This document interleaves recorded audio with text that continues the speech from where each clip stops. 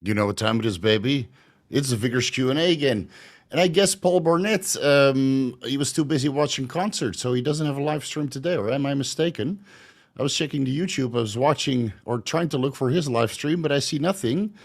And I don't think that Chase Irons has a live stream either, so I guess it's just you and me, guys. I'm here every weekend to answer your questions. Hopefully, it's going to be a good one. Let's start with a couple updates. I've been kind of lazy. Uh, I'll be honest. With the Muscle Nomads podcast, though, that dropped on Tuesday, great response. I decided to do this every month now with Aaron because I think the last one was in February or March, and then I realized, like, man, has it been such a long time since I did a Muscle Nomads with Aaron? So I guess so. So let's just do it every month. We'll do one more before we go to the US, and we'll do a boatload of vlogging while we're there because me and Aaron have great dynamic on camera and off camera. So I think it's worth to do a little bit more content going forward. The Brains Against podcast that I recorded about 2 weeks ago should be going live, I think this weekend or next weekend. I was after Brian DaCosta, which he just released a couple days ago. So I should be on his YouTube channel in one of these days. Let's get started with an update of my cycle, because I know you guys are always interested. So let's do that first, and then we'll get into the member questions. Post that down below. So this is the current cycle right now. I increased the test or the masteron. I was on 150 tests, 150 primo, and 150 masteron, but preemptively I increased the masteron to 300 milligrams per week because I didn't want the gyno that I got the last time after adding in the trimbolone sandwich. So right now, as of this week, starting last Monday, 150 tests, testosterone enanthate from Bayer, 150 primobolan, underground lab, 300 milligram masteron enanthate, underground lab, 25 milligrams trembolone acetate, underground lab, 50 milligrams stanazolol suspension, also known as Winstrol suspension, underground lab, and 70 milligrams of pharmaceutical Bonivar Anavar that's no longer available, but I stocked up on the last batch that has ever been produced. So this is all over the week, daily subcutaneous microadministrations, and the Anavar is split 5 milligrams morning and evening or 10 milligrams pre-workout for a total steroid intake of 750 milligrams, give or take, per week. I still take 10 IUs underground lab or Chinese, let's just say generic growth hormone Monday to Saturday. I skip on Sunday because Sunday I eat like a pig. And then I don't want the further loss of insulin sensitivity. I switched my Increlex from 500 micrograms daily to 1,000 micrograms. So that's 500 micrograms bilaterally on chest and quad day because that's the only body parts I feel that still need to grow. I mean, you can see my lats and rear delts are just popping off the screen right now. So I don't think I need more, increases in these body parts. I think we're good there, right? So even the lats are popping. So just chest and quads. And then when I run out through this valve, I'm just going to discontinue it and save the rest of the Increlex for the off season. Let's see, 100 milligrams mirror big run daily, so that's 50 milligrams before fasted cardio and 50 milligrams before the workout or around the same time on rest days. 5 milligrams methylene blue, the missing link. Man, I wish I started this sooner. Shit is amazing. Honestly, I did have to come off the SSRIs. Obviously, I went from fluvoxamine to vortioxetine, which killed my my erection quality and erection quality was okay, but my orgasm quality was just non-existent. And the golden rule of pharmacology, anything that kills your dick is off the menu. So I removed that for a MAO inhibitor, methylene blue, with antioxidant properties and the mitochondrial support. So that's 5 milligrams in the morning on training days, 5 days a week. SLU PP332, I misspelled it here, but that finally arrived. So 200 micrograms before fasted cardio and 200 micrograms before the workout or same time on rest days. I take that every single day for mitochondrial health and to have some sort of extra incentive regarding training capacity, right? It's basically exercise in a pill. There's 4 studies on SLU PP332, and I already started scripting because I know you guys want some additional content, and I've been super lazy, but at least this week I started scripting, and I know everybody's coming back from holiday now, so next week I'll start recording again. I promise. Let's see, I added in the tirzepatide, 1.66 milligrams, so that's 1/3 of a 5 milligram vial. I'm underwent it Friday subcutaneously because the methylene blue the SLU-PP332 and the Mirabegron, making me mad hungry. Man, so hungry. Could be that I came off the fluvoxamine also, right? Coming off SSRIs can increase your appetite. So I need some sort of appetite management now. And I got veins all over my abs and my quads, and they're also already starting to show my glutes. I wish my face would be representative of my body fat conditioning right now, but it is getting better. Yeah, and at least I don't look as jacked up as I did on the muscle nomads, because again, last week I was, eating a little bit more. I kind of, did a little bit of a mini diet break because I had some digestive issues which are now all resolved because I added in 20 grams of glutamine per day. Let's see, Cerebrolysin is still the same. I saw some questions about that. So, and basically the ancillaries and all the other stuff. Oh, I take 3 milligrams Rewolsine, right? Most of the stuff is already documented in the previous cycle update. For the guys who haven't watched that yet, let me just link it down below. In the meantime, I did some blood work before I went on the cycle, at least a small blood work, not a full one, because on the previous ones, there was not so much off. And so I just did a quick update on what was off to see if I could continue, which, yeah, I could. And what else? I did some organ imaging. I did an ultrasound on my entire abdomen and my thyroid. That was all non-remarkable. I did an echocardiogram on my heart just to have a look, see if everything's going well. That's basically the same as the previous cycles when I did an echocardiogram. So I have a little bit of heart enlargement, obviously, a millimeter over what you would consider left ventricular hypertrophy, but my ejection fraction is identical to previous results. So we're all good there. So I did all of that, and then I'll include that in a blood work update video with before and after pictures on basically what I look like right before we go to the Olympia. So that should be end of September, beginning of October. That is basically the next opportunity. Then I actually have something to show for all of this drug abuse. Yeah, so give it some time. Let's see. Oh yeah, I got some new products from RENPHO. I always mention them down below for the guys that ever will go to the description section.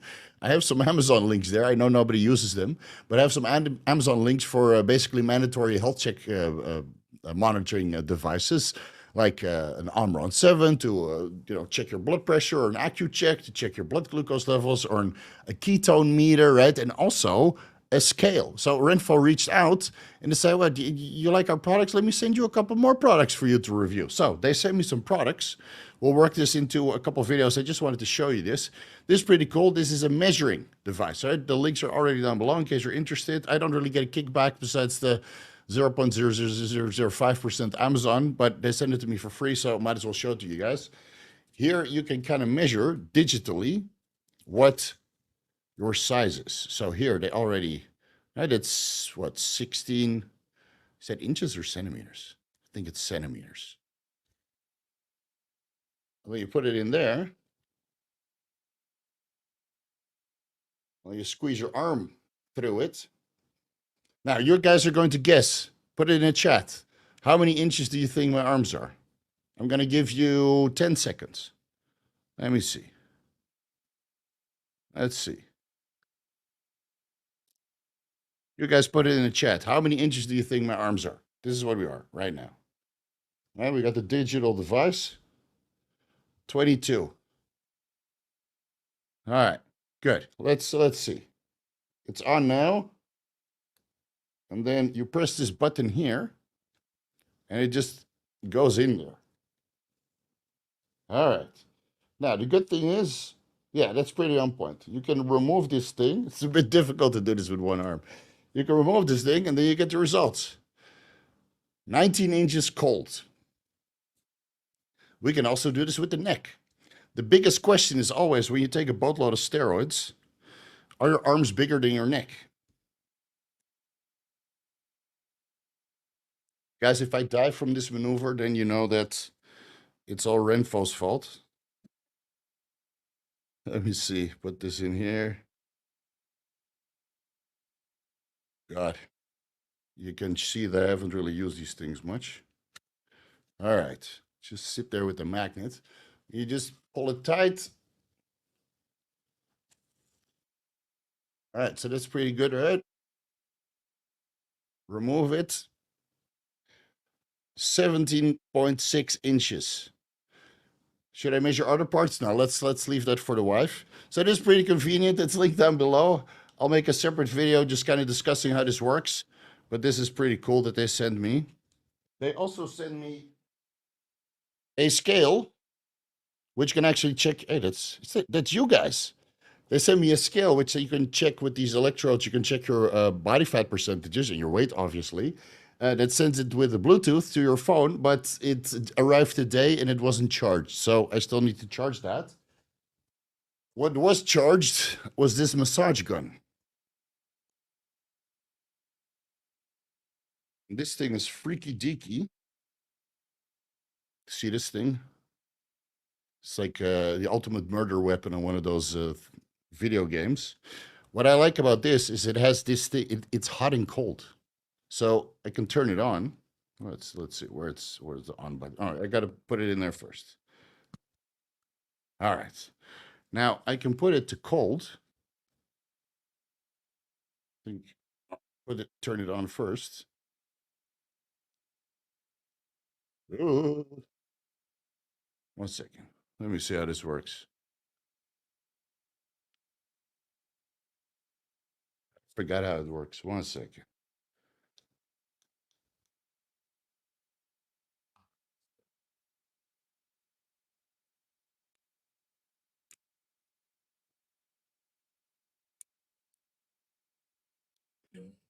Such an amateur.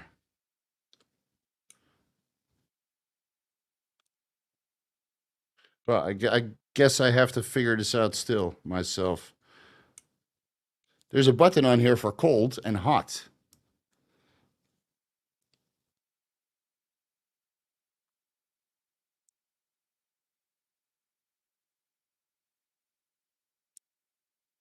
Well, I have to figure that out. Anyway, they send me this. It's pretty cool, but I don't know how to turn this thing on. I thought I had it figured out last time.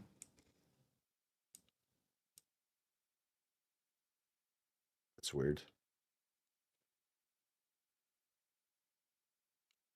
Well, we'll check that out later. So they said they'll me this stuff for free to try. I like it so far. You even got a super big ball as an appointment, and I don't know what this is for, but you're gonna have to use your imagination. I'll be using this for a bit and then give my honest review. It's already linked down below in case you don't want to wait for the review. But RENPHO was kind enough to send this shit to me so I could share it with you guys. All right. Let's go up because there's a boatload of questions. Let's get started with Danny Boy. What is a good cruise dose of testosterone anti? Just came off of 18 weeks of 300 milligrams of testosterone and 400 milligrams primo. Blood work good, except cholesterol is a little high. Yeah, that's to be expected on DHT derivatives. Total test 8.5, the reference range at 236 nanomoles per liter. Okay, so it kind of depends on your body weight. You know, everybody doesn't really like the general rule of thumbs, right? Where you take a dose based on your body weight, but for cruises, I still like it. So I would say 1 pound of per 1 pound of body weight, you take 1 milligram of test per week. So if you're 250 pounds, you take 250 milligrams of test. If you're 150 pounds, you take 150 test. It worked well for me and so many people to maintain their body weight and still clean out for the next blast. So you can follow that rule, and otherwise you do 25 milligram increments and you take the lowest effective dose you can get away with to sustain your size and strength. So if that's 150 milligrams, great. If it's 175, great. If you need 250 milligrams or 300 milligrams of test to sustain your weight and your strength, then that's what it is. But a low dose usually goes a long way. Obviously, you won't be able to sustain your body composition, right? You're going to get a little bit softer, a little bit flatter, especially when the primo gets out. I mean, if you go from 700 milligrams steroids to 200 milligrams per week, I mean, you can't expect the world, right? You should be able to stay strong if you're eating in a slight caloric surplus, not the point that you get monsterly obese fat, but you're probably going to, put on a little bit of body fat, and you might need an aromatase inhibitor, right? So I would say from this dose, I would do 200 tests. Yeah. Then again, if you're still small on 700 milligrams steroids, then well, you can probably get away with 170 or 150 milligrams test. Let's see. Emperor Shreve, you need to make more finance content. Well, I kind of fluked out on his latest Bitcoin move because I sold everything at the 50-day moving average after I saw the Fed speech, and then it pumped up. So I missed on $3,000 worth of gains. Ah, well, let's see what happens on Sunday. The market usually comes up. So my financial advice might not be good for everybody. Good thing is I bought everything at 52, 50,000 Bitcoin or 52,000 Bitcoin. So I made a profit. Can't complain. Disillusion asks, hey Steve, any place for SR9009 or Ostarine in a cycle, or is Cardarine just a lot superior for the benefits? You're asking about 3 different compounds that have no overlapping benefits. Some other videos recommended SR9009. Yeah, so in the past, I would recommend SR9009 with Cardarine for fat loss, but I think there's far superior fat loss aids out there. And after doing some more research, it seems that SR9009 is mostly beneficial to help reset your circadian rhythm. So you would take 10 milligrams morning, evening, or morning and afternoon when you switch time zones, and you do that for a couple of days until you kind of adjust. And you can do the same thing with modafinil. That's what Peter Attia does. He travels, he sleeps the entire way through, and then he takes 200 milligrams of modafinil on the day of arrival. So you can also do it that way. Ostarine is inferior to Anavar. I don't see a reason why anybody would want to run Ostarine. But you're asking about SR9009, Ostarine, and Cardarine because your sourcing skills are subpar, because all of these can be bought on the same websites. So SR9009, I would go with Mirabegron. Ostarine, I would go with Anavar. And Cardarine is Cardarine, 10 to 20 milligrams per day. That's the maximum dose. Already have a deep dive on that. I'll link it down below, because it might cause cancer, at least in animal models. So that's something you have to keep into consideration. Disillusion also asked, not drug related, I have a desk job, so I walk twice daily, AM and PM, and do morning fasted cardio. Anything wrong with doing some of my walks with a weighted vest? No, man, by all means, get a standing desk if you have to stay more mobile and get some sort of activity. And it's not exactly steps, but you're kind of balancing your body the entire day. And that might be good for fat loss and just increasing your basal metabolic rate slightly as well. If you like a weighted vest, go for it, man. There's nothing wrong with that. The military men do that all the time. They have a 30-kilo backpack at times. J-Ran asks, what is a good dosing protocol for SLU PP332 and how is it administered? It's administered orally, so most of the sources, they have either capsules or liquids. The one in Poland has capsules, and the one in the United States has liquid. If you don't know what and why, send me an email, info@vigoroussteve.com. I would start with 200 micrograms, and then you can bump it up to 400 micrograms. And I've talked to people who run 600 micrograms per day because for some people it doesn't interfere with sleep loss or sleep quality, and other people it does. So I would take it before activity because it has some, of course, mitochondrial function, upregulation, biogenesis, and overall fat loss benefits. So I would take it before activity levels. I take 200 micrograms before fasted cardio, and then 200 micrograms before the workout later in the day or around the same time on rest days. But I haven't tried it before bed yet. Right? I'm not that desperate to get in super dicey shape when I already have no lower back and veins on my abs. Next one. Downsize asks, what are your thoughts on mixing carbs and fats in the same meal?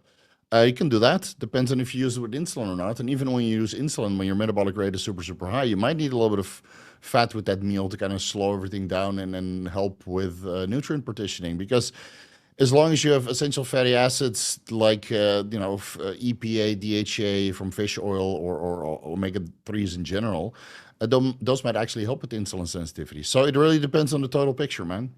And we're going to go through this fast because there's a boatload of questions. Dubster Buster asks, hey coach, how long will it take for SHBG to get back to one's natural level after stopping Proviron and gear? I would say about 8 weeks. Because the problem is if you stop gear, you're going to have to do PCT, and then you need to let the gear decline. And of course, HCG you can run until your PCT starts, but SHBG will come sky fucking high after you add in the Nolvadex and the Clomid or Enclomiphene, whatever you prefer. So yeah, I would say between 4 to 8 weeks But if you stay on TRT, then it might take longer because TRT will still suppress your SHBG levels. Biscup asks, just watch your sit down with Aaron regarding question regarding your cerebrolysin use. Do you actually inject a whole 5 milliliter vial in one shot, or do you split it between a few areas? Sounds very big for one pin. Now, the cerebrolysin shot it's the smoothest, easiest shot you can ever do.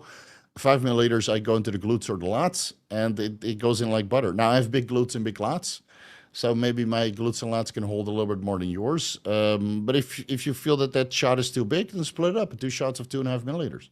That should be doable. It's water-based, man. It will disperse and absorb in a day. I don't think it's a big deal.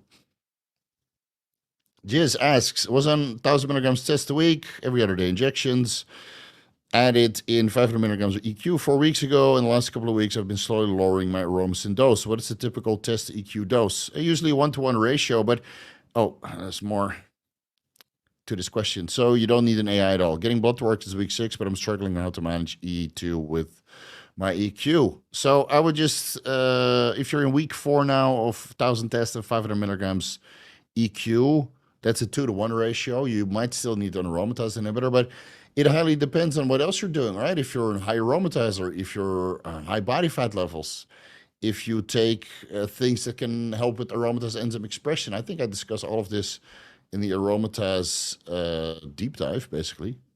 It's 44 minutes. Actually, I have 2. One about drugs and one about supplements. I'll link them down below. Let's see. All right, they're linked down below. So give those videos a watch, but I would do your blood work. Let's say you do it in 2 weeks. Keep a little bit of aromasin in, maybe 12.5 milligrams Monday, Wednesday, Friday, just as a safety mechanism, and then see if you need to remove it or increase it or reduce the testosterone and increase the primo to 1-to-1 ratio. Because for most people out there, a 1-to-1 ratio of test to primo seems to work very well to the point they don't need an aromatase inhibitor. That being said, Chase Aaron's a very low body fat percentage. He's on 4 grams of test and 2 grams of primo, so that's a 2-to-1 ratio. And his estrogen levels came back quite low. Doesn't use an aromatase inhibitor. Of course, he's been on steroids for a very long time, and your body kind of changes. I don't really need aromatase inhibitors either, so everybody's different. And that's why we do blood work. Jay Rodino asks, hey Steve, I can't find a ton of info regarding the oral bioavailability of BPC 157. Just wanted to know your thoughts on taking oral BPC 157. Thank you. So if you take it orally, it's active in the intestinal tract, but it doesn't really seem to go systemic. I've never heard anybody get magical healing properties or better skin or the fasting healer of little acne scars or that kind of stuff when I take oral BPC 157. I mean, body protecting compound is produced in the intestinal tract predominantly. And if you take it orally, it just is active there. So it can help with, GERD and all kinds of gastrointestinal issues. But if you want to use it for tendon connective tissue and injuries and that kind of stuff, or even hair growth, then you would have to administer it at the site or where you want the magic to happen. And for that, you need to inject. I discuss all of this in the BPC 157 deep dive. I'll link it down below.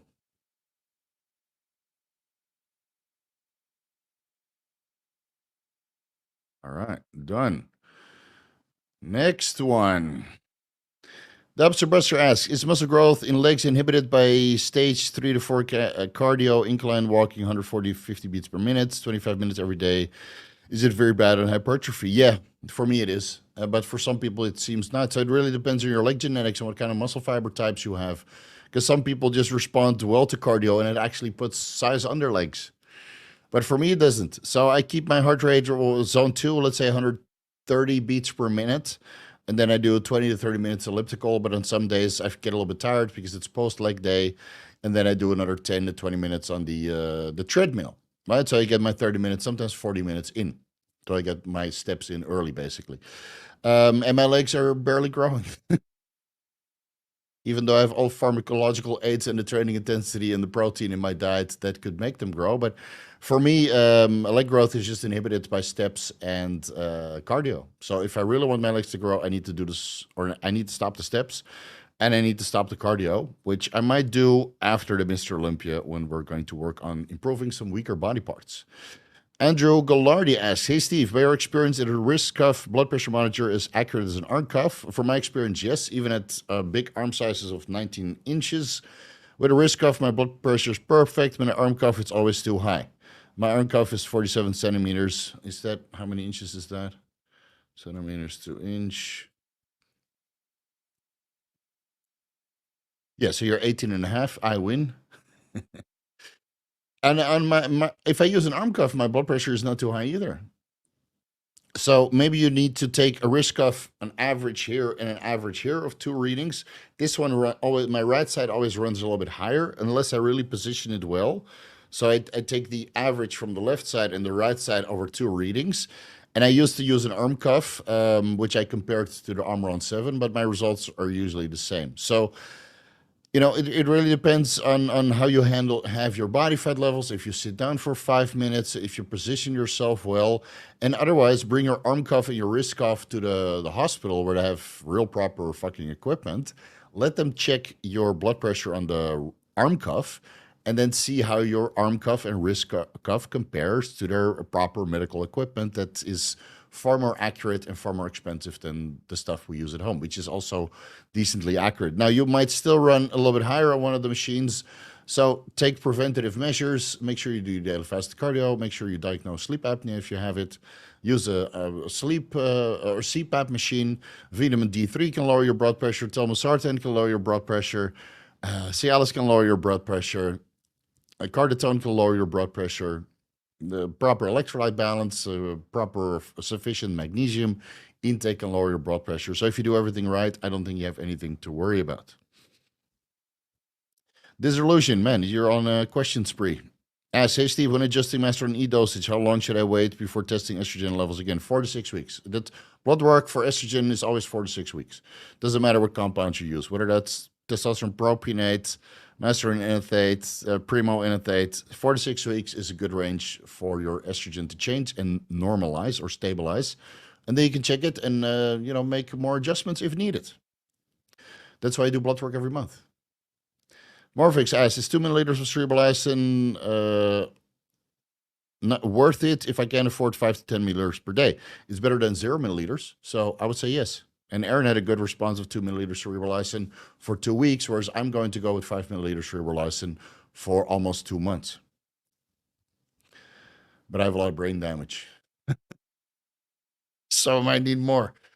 James B asks, yo, Steve, I saw your recent blood work video where you discussed your diet. You had over 300 grams of protein per day with relatively low fat and carbs. As a medical student, this will create a lot of ammonia and will be far less efficient compared to eating more carbs for energy. Why are you doing this? I follow a ketogenic diet and my fat intake is low because I want to speed up fat loss.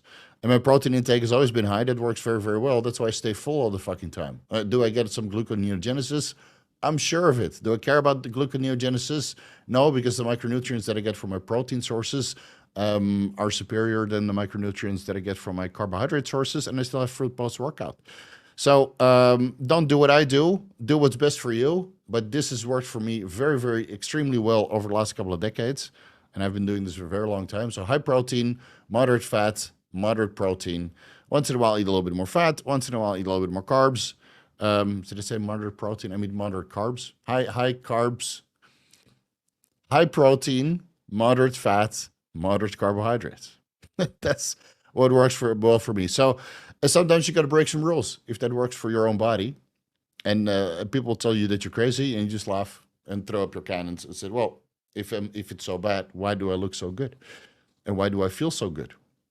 Why am I cognitively dialed in 24/7 on this diet? Lethal Promotions asks, hey Steve, what are your thoughts on taking dinomethane, DIM as a prostate protectant while using steroid HRT? I've added it to my wellness stack on the idea that DIM can block the activity of the androgen receptors in the prostate, but not skeletal muscle, brain, etc. Your thoughts are welcome. Yeah, this is a point that I made not too long ago about the fear-mongering that dinomethane is an androgen receptor blocker. That has only been shown in prostate cancer. Does it mean that it has a protective effect on the prostate if you don't have cancer? I don't know. Hasn't been studied. Could be, could not be.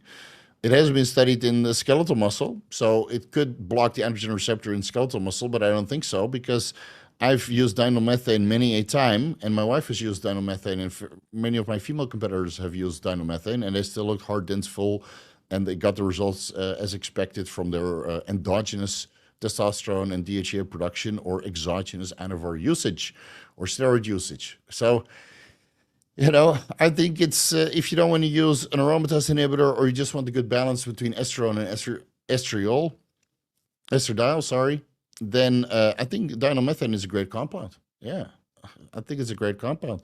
If you think that it inhibits muscle growth, then it just means that you're a shit bodybuilder and you're using that as an excuse why you look like shit. Could it protect the prostate from cancer? I think if you lower oxidative stress, I think that's far more beneficial to prevent prostate cancer than dinomethane. But, if you want to play it safe, go for it, man. I just did an ultrasound on my prostate and it's still normal size. Whether I'm off cycle or on cycle, it barely fluctuates. Barely goes up and down in size or volume. Can you share your cerebrolysin protocol 5 milliliters intramuscularly before bed into the glutes or lats? Best ratio of test EQ, so I don't need to use an AI. Do blood work. Could be a 1-to-1 ratio, could be a 2-to-1 ratio, could be a 1-to-2 ratio. Do blood work and adjust your dosages. Marco Marcel asks, hey Steve, current cycle 375 milligrams cysts, 150 milligrams primo, 250 hours ATG. I'm assuming Monday, Wednesday, Friday. 10 milligrams Cialis, I'm assuming daily. Eating around 500 carbs a day. Can't really manage blood pressure on prep with higher dosages. My blood pressure was fine. Okay, let's see.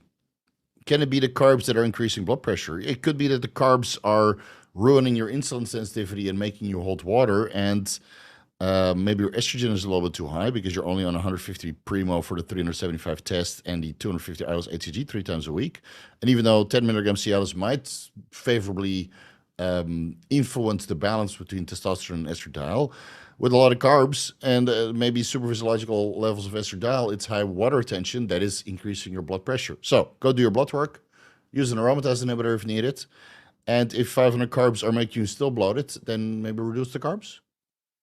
Or switch to carbs that make you hold less water, low glycemic index carbs. They'll still get the job done. So, and otherwise there's still sartane or magnesium or more Cialis or carditone or daily fasted cardio. I need to bulk. It helps with nutrient partitioning, man. It just makes you eat more. That's why I'm so fucking hungry all the time, because I do 30 to 40 minutes of cardio every day. All right, we're through it. Holy shit, can't remember when I saw so many questions. Yeah, I guess everybody's back from holiday. Bulk 2 recomp cycle, 300 milligrams testosterone weekly with 25 milligrams nandrolone phenylpropionate every other day. Just say 100 milligrams a week, buddy. For 6 to 8 weeks after switching NPP for GH, last 6 weeks tested VAR, will HCG prevent the NPP shutdown? It's not that much of a high dose, so I think you can use 500 IOs HCG and still get some sort of testicular function, but it will not be as good as not having nandrolone, trenbolone, or treslone in the picture, because there's some sort of negative feedback through the progestogenic signaling. So, yeah, just do test GH, insulin, and HCG, and VAR. Nandrolone is overrated. Test will titrate up to 750 weekly. Yeah, you definitely need an aromatase inhibitor. All right. Does anyone know the natural ligand of the SLU-PP332? So it interacts with the estrogen-related receptor, not the estrogen receptor, but the estrogen-related receptor. And through that, it might improve mitochondrial biogenesis and help with overall metabolic function.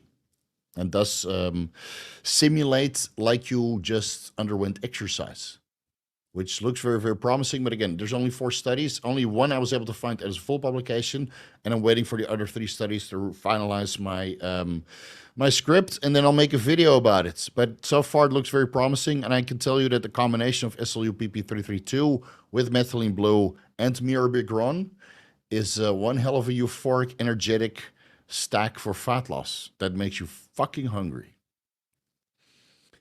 Hey Steve, I bought the Zepidite. This will be my first time with any form of appetite suppressant. I'm not starting those which you suggest so I don't completely kill my appetite. 0.25 milligrams sub-Q Monday, Wednesday, Friday. Increase it every 2 weeks because it has a very long half-life and active life. So it takes about 2 weeks to build up.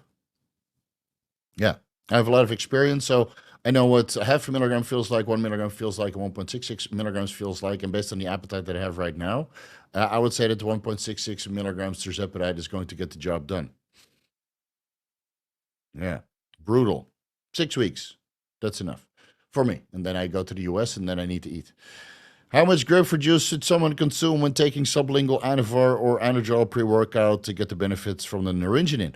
Well, if you're taking it sublingually, you don't need to take the naringenin from the grapefruit juice because you're bypassing any kind of metabolic breakdown in the liver because you're taking it sublingually.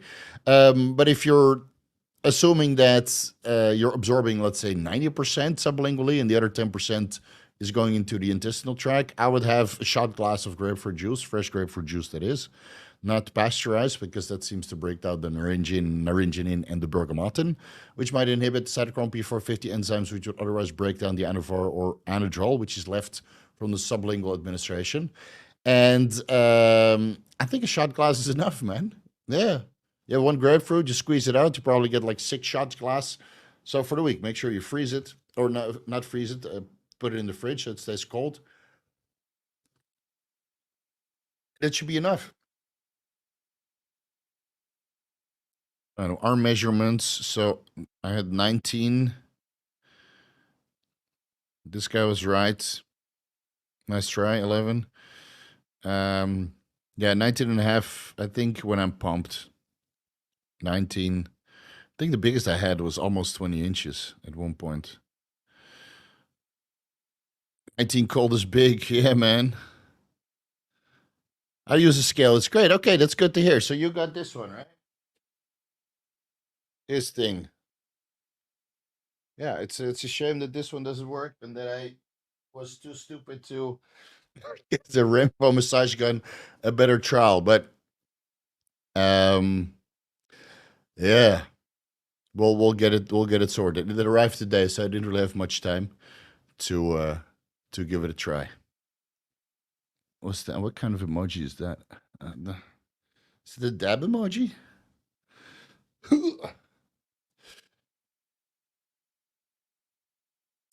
Does that shirt cost Guy? No. This shirt is the best shirt in the world, and if you hate on this shirt, we cannot be friends.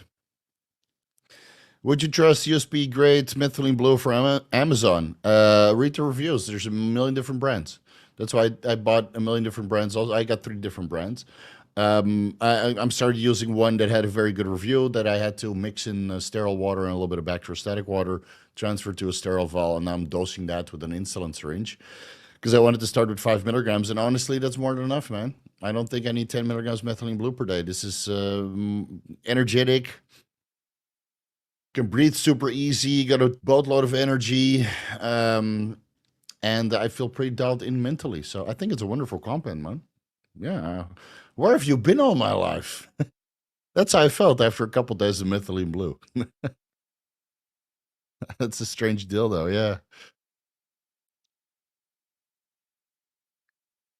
Red Harvey, need a last minute diet PD protocol to look decent at the Mr. Olympia. Was injured for 2 months, no gym and PDs, gained some fat, and side handles back with a vengeance. Okay, ketogenic diet and test.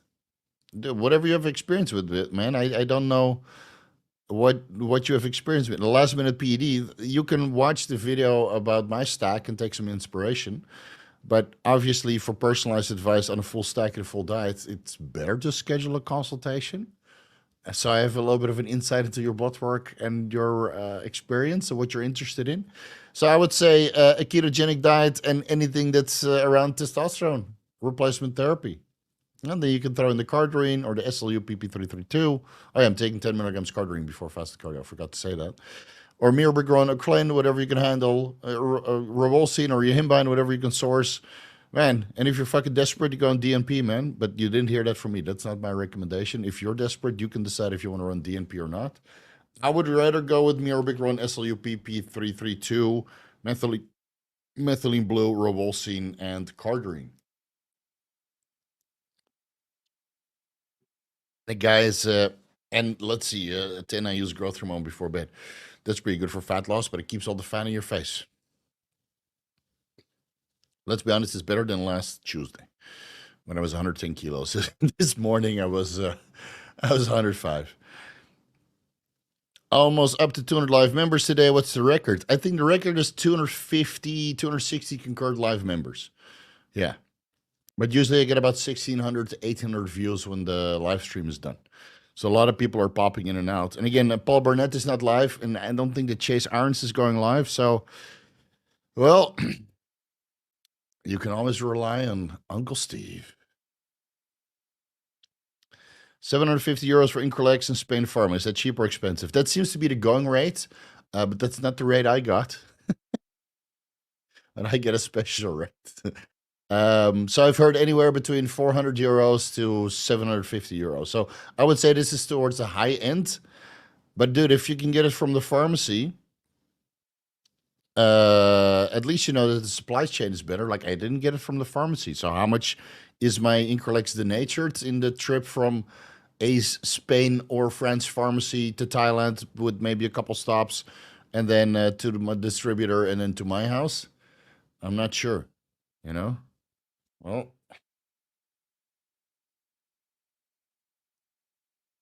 no, it looks like it's working. You can see the veins. Ugh. Need to put some Anadrol pre-workout. Any pinches on Chitosen as a fat binder for kidney support? Doesn't do shit. Already looked into it. Already ran Chitosen as a fat binder and kidney support. Didn't change my liver kidney values, and it didn't change anything to my body fat composition. So don't waste your time. I know you like to use Orlistat. Yeah, when I go out for a cheat meal and I know it's going to be greasy, then yes, I will take 120 milligrams Orlistat Xenical to prevent about, what, 30, 40% of the fat absorption. You'll still absorb some fat, but at least not all of it. And then, of course, the next day, you got to be super careful with your farts because those farts might not be farts. I wasn't sure if I could add this on top or run it as a replacement. You should be able to run both of that. You can run Orlistat and Garcinia Cambogia and Chitosen and the, what is it, white kidney bean. And dude, you can take Docolax or Senati before bed and just shit everything out, undigested, and then eat without, eat without worry. You'll still gain some fat, you know, and some Tatka and Atka to kind of move everything through. And don't take apple cider vinegar. Don't take betaine hydrochloride. Don't take digestive enzymes because now you're promoting the absorption of all of the garbage that you just ate, and you want to get rid of it as fast as possible. So Tatka, Atka, either or, white kidney bean, Chitosen, Orlistat, this Orlistat is Xenical. And I always forget this one. Garcinia Cambogia. And then you'll finish your day off with Senati, 2 or 3 tea bags, or Dulcolax, but that will squeeze your intestines like somebody's inside there milking you, milking the poop out. Use your imagination. Yeah, and then I think the next day you probably barely absorbed anything from the trash meal that you ate. But if you go out for sushi or a gourmet hamburger or some nice Italian, just absorb it because it's all high quality food. Right? You still need some micronutrients from high quality foods to boost your metabolism. To maintain HPTA, what would Slin GH only yield? Size, obviously, but not as much size as on TRT. And keep in mind, AIDS patients are not super big. All right, so they use a boatload of GH, and diabetics are not super big. Well, they're fat, but they're not jacked. So I would say without the steroids, Slin and GH would not yield so much. But if you're a hardcore natty bodybuilder and you're subject to random drug testing that's not so scrutinous, then Slin and GH could be a game changer for you. Yeah. Medieval Engineer, I'm 10 weeks from a 5-day vacation. Won't be bringing injectables on the plane. Currently 450 tests, 450 Masteron, 450 Tren. That's what, 1 cc of the ripstock every day. Fuck, man. Lower the trend. What are you doing? Add in the Primo. Lower the trend. What orals to take so I can still look like a golden god on day 5? You don't have to change anything. You have testosterone cypionate with a 7 to 10 day half life, master enanthate with an 8 to 12 day half life, and tren enanthate with a alleged 8 to 12 day half life. So why would you just inject and you stop and you'll probably look better by day 5 because you have a little bit less of the inflammation from the injections. So you don't need to bring any orals. When I went to China for 4 days, I didn't bring anything. When I went to Dubai and Holland, I brought my whole stack because I was gone for 2 weeks, and I had to train with Wesley Vissers, man. And that was like 12 days into my trip. I had to look good, and luckily, most of you guys gave me compliments. So this is why. Fuck, if you want to take some orals, take Anavar. Anavar is the superior oral, besides receiving oral. Like, Anavar is the second best oral you can get. Cycle test 3 months ago, and I'm still shedding hair. Okay, so that happens with guys that stopped their testosterone, that they still have some sort of hair loss. And I'm not entirely sure what caused it. It could be elevated DHT levels. Could be some sort of androgen receptor upregulation, right? I mean, steroids do that. They upregulate the androgen receptor. And with upregulated androgen receptors, or maybe increased 5-alpha reductase enzyme expression, the 3 isoforms, you get more conversion into DHT. So what you're going to have to do is do some blood work, check your DHT levels, see if your estrogen is unbalanced compared to your testosterone levels. And if you're using selective estrogen receptor modulators right now, maybe that's also not good for hair growth or causing hair loss because you're blocking the estrogen receptor. And estrogen is also very beneficial for hair growth, keratin synthesis, collagen synthesis, etc. So, do some blood work and take it from there. Jules, all right, I guess you want me to answer this question. Hey, Steve, 5 weeks into 200 milligrams testosterone enanthate, 300 milligrams primo, 50 milligrams NPP for the joints. Nice, low and effective dose this cycle. Vigorous, Steve approved. All bloods, lipids, normal except AST 150 and LT 70, very high. I'm assuming that you're training like a fucking maniac. These were normal before I started. Could these be from the Primos fake? No. Let me know where your estrogen levels are at and your prolactin levels if you check that. But it's very normal for liver enzymes to go up when you train fucking insane. My liver enzymes are always elevated too. That's why I didn't catch the non-alcoholic fatty liver disease a couple of years ago. But now since I take so much ATKA and injectable glutathione, I think my liver enzymes are a little bit better. And I didn't have non-alcoholic fatty liver disease on my last ultrasound. So that's still resolved. Yeah, but it's normal, man. If you take a boatload of ancillaries, also over-the-counter supplements to kind of make the cycle work the best for you, then it's just normal for your AST and LT liver enzymes to be a little bit elevated. Next time you're going for blood work, take a week off from the gym. They'll probably down by half. Add in the ATKA or the TATKA now, 250 milligrams with each meal, 1,000 milligrams of TATKA or ATKA, whatever you can find.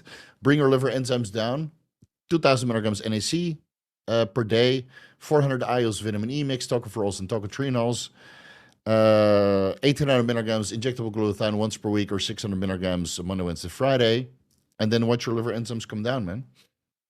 But there's no cure for training insane besides staying at home. That's fucking addictive. Already answered this one. How much difference does it make for strength taking Anavar or Anadrol on consecutive days leading into an event versus only on training days? Only on days someone lifts. Well, you got 2 or 3 extra days in a week. I mean, it's when you look at it in a percentage wise, like you have 5 out of 7 or 7 out of 7. Could be a great difference. So if you're going into a strength event and you want to win, are you gonna skip the orals one day? Fuck is wrong with you? You want to win, right? 2 weeks Anavar, 2 weeks Anadrol, and 2 weeks Testosterone, and 2 weeks Cerebrolysin. Right? Choose which one works the best for your strength. But I would just run it 2 weeks into the show, man, and just fucking suck it up, because those liver enzymes will be shit after the event anyway, because you're maxing out on every exercise. Again, I just discussed that, how to mitigate that. So just take it every day if you want to win. Because guess what? If you take second and you ask the first place guys, hey, what's your protocol?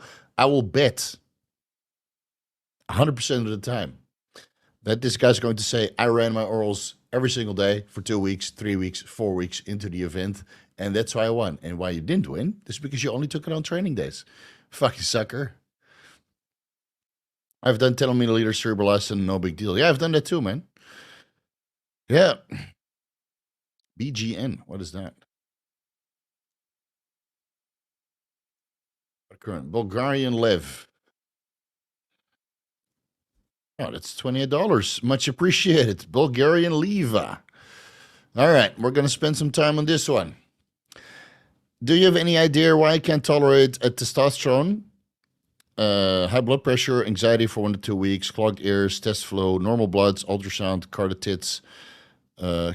Carotid I have tried.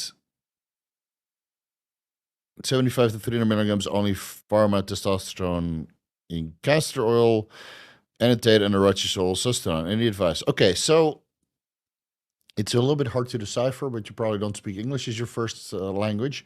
So you're getting high blood pressure, anxiety for 1 to 2 weeks, clogged ears, and test flow. My recommendation would be, or my initial thought is that it's from the carrier oil. So that would be erotisol that can cause inflammation in some individuals. I've never heard anybody get bad responses to castor oil, but it can happen. If you say normal bloods, was your high sensitivity C-reactive protein elevated, or homocysteine elevated, or ferritin levels elevated, indicating some sort of systemic inflammation? If that's not the case, then the inflammation is not there. Then you don't have an allergic response to the castor oil or erotisol. Then it could simply mean that, well, if you're on 75 milligrams, it shouldn't really happen, right? If you started low and built your way up, then at least you give your body adequate time to acclimatize. Maybe you should try some HGH monotherapy first. See how that goes, because a lot of guys that don't respond well to exogenous testosterone, they might have a benzyl benzoate or benzyl alcohol allergy, which is extremely rare, more rare than an allergy or problem with castor oil or erotisol, which is more common. It's 1 out of 2 people from what I've seen. Like it's a 50-50 chance. Some people respond fine to erotisol, but most people, erotisol causes them systemic inflammation. So why don't you try HGH monotherapy first? 250 IOs Monday, Wednesday, Friday sub-Q for 2 weeks. Increase it to 500 IOs Monday, Wednesday, Friday sub-Q for 2 weeks. Increase to 1,000 IOs Monday, Wednesday, Friday sub-Q for 2 weeks. At whatever point you start to feel good, go do your blood, see where your serum testosterone levels, serum dietary testosterone, serum estradiol levels, SHBG, etc. is at. Then you know at which serum testosterone and your hormone balance you feel good. Feel free to go to 1,000 IOs HGH every single day, but at one point you probably need an aromatase inhibitor, and it's very likely that from 1,000 IOs HGH 3 times per week onwards, you need an aromatase inhibitor. So at 1,000 IOs 3 times per week, you already do blood work to see if you need aromasin to control your serum estradiol levels, and only then, 6 weeks into this incremental protocol, you can increase to 1,000 IOs HGH every day if you want to. If you have a good response to that, then testosterone is not the problem. You don't need to go to a Anadrol-only cycle. You just need to source a brand that brews an MCT oil that doesn't use benzyl benzoate and doesn't use benzoyl alcohol, which you might be allergic to. And if you can't find that, sign up to Chase Iron's membership site where you can learn everything about homebrewing. All right, Chase, I expect a kickback. Because in all my research on underground labs, everybody uses benzyl benzoate and benzyl alcohol, but from what I understand, you can make testosterone cypionate or isocopyrate in MCT oil, and you don't need any super solvents like BB, BA. BA is obviously there as a preservative for a sterility agent, but even that you don't need. So if you can brew yourself a testosterone cypionate or isocopyrate in MCT oil, use a Wattman filter and sterilize that in small 5 milliliter sterile vials so it doesn't turn rancid, basically, to the point you inject foreign substances. I think that's the way around it, but that means extra work on your end. So try the HGH monotherapy protocol first. See how you respond to elevated testosterone levels. If that goes wrong, try nandrolone-only cycles, but don't take nandrolone in erotisol, which is 100% of the pharmaceutical brands. You would need to go with an underground lab that produces in grapeseed oil, cottonseed oil, MCT oil, whatever, right? And then you do daily subcutaneous microcore administrations to kind of have a slow, steady influx. But if you respond well to the HGH, then you're going to have to homebrew something that isn't in benzyl alcohol and benzyl benzoate, which is, for me, a more logical step based on the problems that you're describing than going to nandrolone only. Yeah. All right. I hope you got your $28 worth. Would there be a greater increase in strength taking Anadrol? Already did that. What? Is this a different kind of question with the same subject? Would there be a greater increase in strength taking both Anadrol and Anavar pre-workout rather than a higher dose of just one? You want the synergy. I never combined Anadrol with Anavar. Would give it a try, man. 25 milligrams Anavar, 10 milligrams Anavar. No, 25 milligrams Anadrol and 10 milligrams Anavar pre-workout for a week. And then you do 1 week on 25 milligrams Anavar. And then you do 1 week on 50 milligrams Anadrol. See what you like more. See what you like more.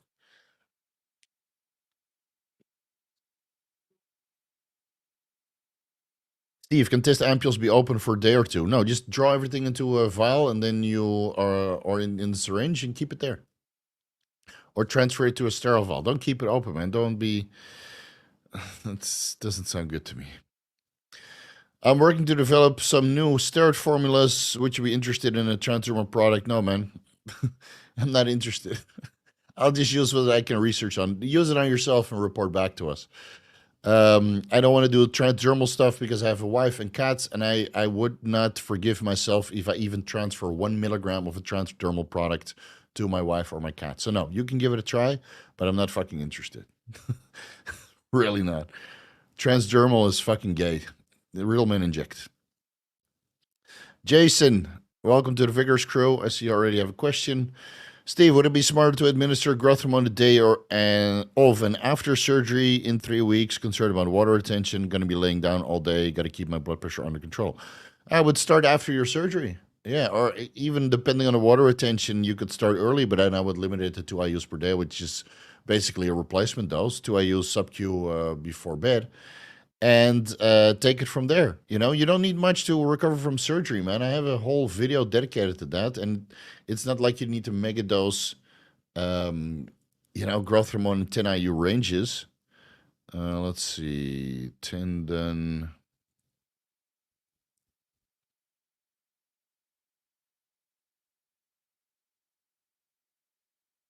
All right, linked down below.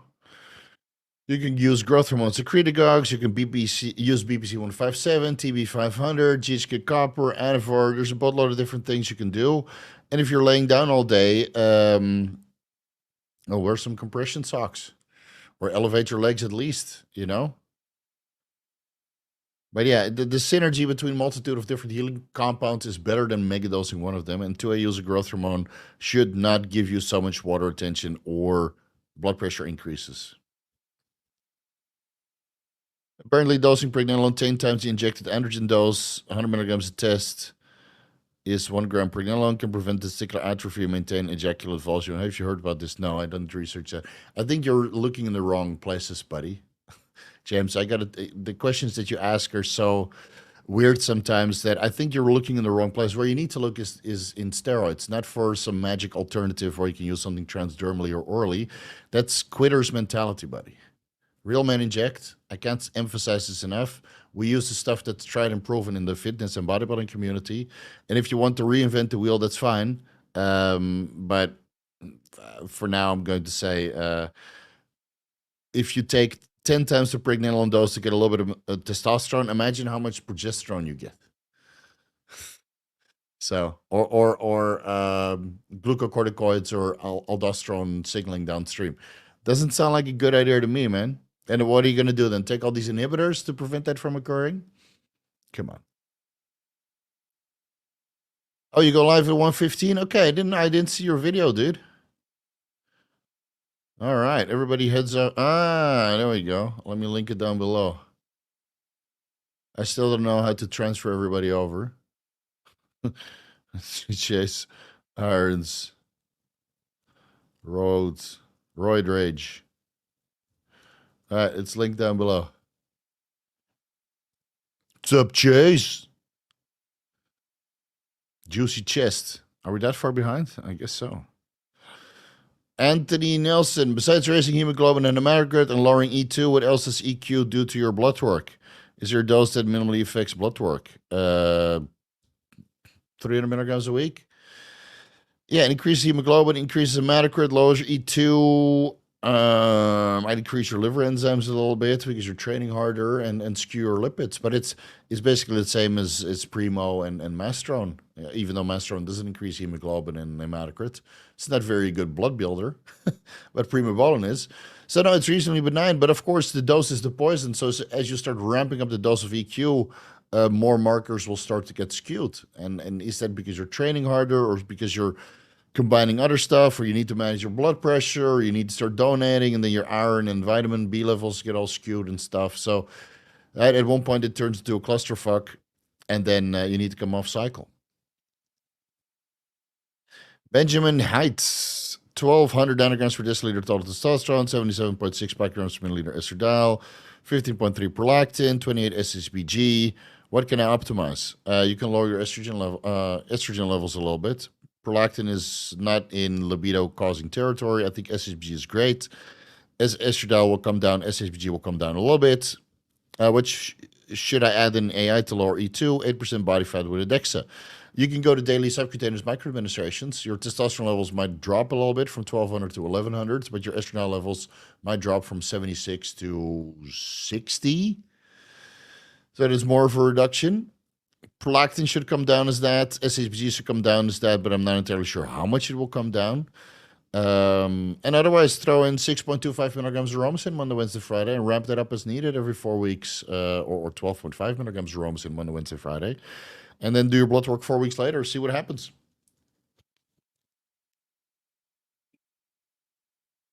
Oh, slow, steady adjustments.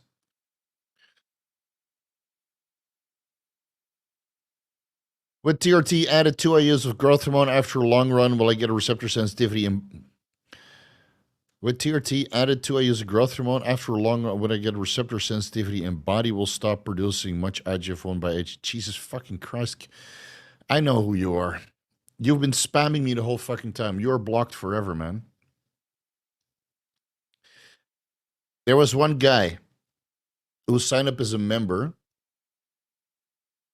posted a picture or posted a question, and then sent me by email, 2 emails, by Instagram, 7 messages. I remember his name. Answer my question, answer my question, answer my question. And it was a question similar like this. And when you do that, you get under my skin and you're blocked. So I blocked you again. It's your own fucking fault. Don't be obnoxious. Really. Don't spam my inbox. Don't spam my emails. Don't spam my messages with the questions. You join up for the Vigorous Q&A. I'll ask it on Saturday. You're not special. I'm not going to answer it faster. If you want a quick answer, sign up for a consultation or personalized advice by email, which is significantly more expensive. But I don't know what it is with Indian natives. There's something wrong with some people there. Right? It's always like me, like they're the only person in the world. You come to the wrong place, man, if you act like that. I got millions of people asking me questions, and you gotta wait your fucking turn. I don't even care if you want to pay for it. If you start spamming me like you're special, then you're fucking out of here. So no, fuck you, needy piece of shit. All right, next one. 500 milligrams reduced glutathione daily and 200 milligrams injectable glutathione 3 times per week. What would be better? I would say the injectable glutathione because you still don't know how much of the reduced glutathione gets absorbed. But if you're not sure, just take both. It's inexpensive. What video editing software did you use when you were starting this channel? Sony Vegas.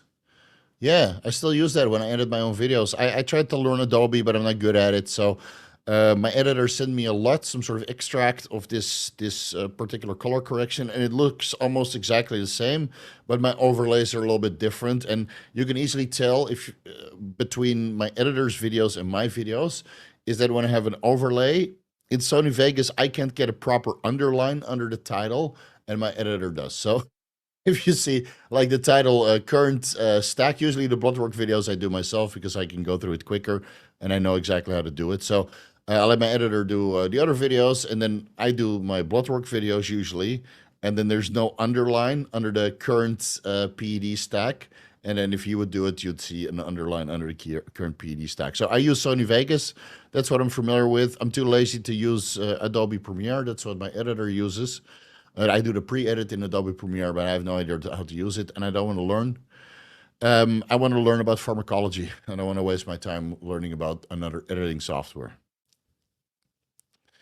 I just answered that question for you, right? You mentioned before that pinning in lower body can cause knee pain. Only fix is doing sub-Q or other locations. Can't find any online about this. Could you help me point in the right direction? No, this is something I figured out. Sorry that there's no additional references, but this is experience. So I injected in my quads and glutes intramuscularly for many years, and at one point my IT band and sciatica and the upper glute and the quad just got so tight from all the scar tissue, the adhesions, and the milliliter volume that was in there that it was starting to radiate to my knees. And guess what? Now I stopped doing that for 2 years. I went sub-Q, or almost 3 years now, and my knees feel almost perfect. Almost, but I still train fucking hard. So obviously, it's not going to feel super phenomenal, but they're 10 times better than before, man. 10 times better than before. Lowering the rep ranges also helped a lot. Less with this explosive shit. So unfortunately, there's no research on this besides me. I'm sorry that I bring something new to the fitness industry that nobody else has figured out yet. Yeah. So, but maybe people will appreciate, and there'll be something written up about it. And then you can say, well, Steve brought it to us first. And otherwise, do it for yourself, man. Go sub-Q and do a lot of deep tissue massage therapy on your injection sites, on the glutes and the quads. And then we'll see you in a year from now, opening your mouth, getting on your knees, and giving me a blowjob for giving you that advice. Actually, you don't have to. Just saying thank you would be enough. But you know what I mean. Is it your understanding that exercise liver enzymes because the damaged muscle cells is leaking enzymes in the blood, or because the liver is not getting enough blood flow? No, the first one. It's the first one. It's because of the leaking. You get a hypertrophy response, right? You damage a little bit of the skeletal muscle, and these aminotransferases are also found in the skeletal muscle, and they leak out, just like creatine phosphokinase. So, as a general rule of thumb, if your not myocardial band, CKMM is elevated, not CKMB, that's from the heart. CKMM is elevated, that's the skeletal muscle specific creatine phosphokinase. If that's elevated alongside your liver enzymes, then it's very likely that your liver enzymes are also coming from skeletal muscle. You take a week off and you'll see that your CKMM, ALT, AST all come down by about half. And even more if you wait another week. But 2 weeks out of the gym, ooh. Oh, $50 Canadian dollars. Holy moly. That's like $5 in the US. Jacques, what's the rate? 75. All right. Yeah. So that's $37. We got a new champion. Here comes a new challenger. Hey Steve, your HGH videos got tired. Much appreciated. I spent hours on it. Your channel has helped me more than anyone. All right, good. I got a got tire compliment as well. What could I get away with not using a serum like a clomiphene to restore HPTA after 6 months of 1,000 IOs HCG every other day? Perhaps an AI instead is the water test live for Clomid. So with Clomid, we don't know the detection time, but the detection time of Clomid, which contains about 2/3 enclomiphene and 1/3 zuclomiphene, the detection time is 45 days. So I would say play it safe. 45 days is the way to go. And if you want to recover your HPTA without using serums, then you would need to crush your serum estradiol levels with an aromatase inhibitor, obviously, whether that's Aromacin, Arimidex, or Letrozole. And you are probably competing in a drug test shows soon. So let me get you the detection times for these compounds. And again, guys, after the Olympics, the detection times might all be moot, because I have a feeling they rolled out a lot of new testing parameters, and that's why I discontinued paid drug testing advice. Because I don't feel that, it's not really feasible to keep up to date. Where is it? Because I would get maybe 1 or 2 per month, and all the time that you need to spend on drug testing, it just takes too much time. Unless you want to, you sign up for a 10-hour package, $11,140 for me to stay up to date. That's fine. And otherwise, go to PubMed, figure it out yourself. Anastrozole, 5 weeks. Exemestane, Aromacin, 3 weeks. And Letrozole, No known detection time as of 2020. So that's how long I haven't looked into letrozole. But it's probably 5 weeks also. So if you want to use something, use Aromacin, 3 weeks. And then you can use DHEA, but of course, if you make those DHEA, then it wouldn't really recover your HPTA. So honestly, what I would do is run HCG up until 2 weeks before the show, and then 1 more week of DHEA, because the detection time is about, what was it, 5 to 7 days? Yeah, DHEA is about a week. So you run HCG 2 weeks, and then DHEA for 1 week, and then you do your tested event. You pass, hopefully, fingers crossed. And then you use an aromatase inhibitor to recover your HPTA, because the DHEA and the HCG is now already metabolized and not causing any negative feedback. And then you use an AI to crash your estradiol levels. And then with about 3 months, you'll recover. It's a long time, man. But serums will go a lot faster. How do you become a YouTube member? There should be a join button down below. It's $10 a month. You can ask unlimited questions. Israel Ortega, blood work, December, everything normal. Blast, 4.5 months. Test, 900 milligrams a week. Primo, 600 milligrams a week. Masteron, 300 milligrams a week. Trent, 200 milligrams a week for 4.5 months? Jesus fucking Christ. 40 milligrams Anavar per day. Winstrol, 60 a day for 4.5 months? Took orals out 4 weeks and checked bloods. Oh, okay, so you're a smart move. LT 131, AST 181, now cruising on 200 tests. Thoughts? Well, your blast lasted too long and you used too high dosages. So next time you blast, slowly build it up and use the orals at the end, like I mentioned in the step-by-step cycle design.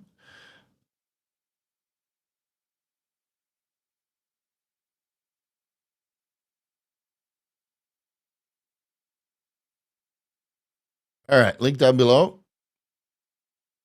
So next time you start with 200 tests, 200 primo, no mastro, no tren, and Anavar, and then you slowly build your way up as needed.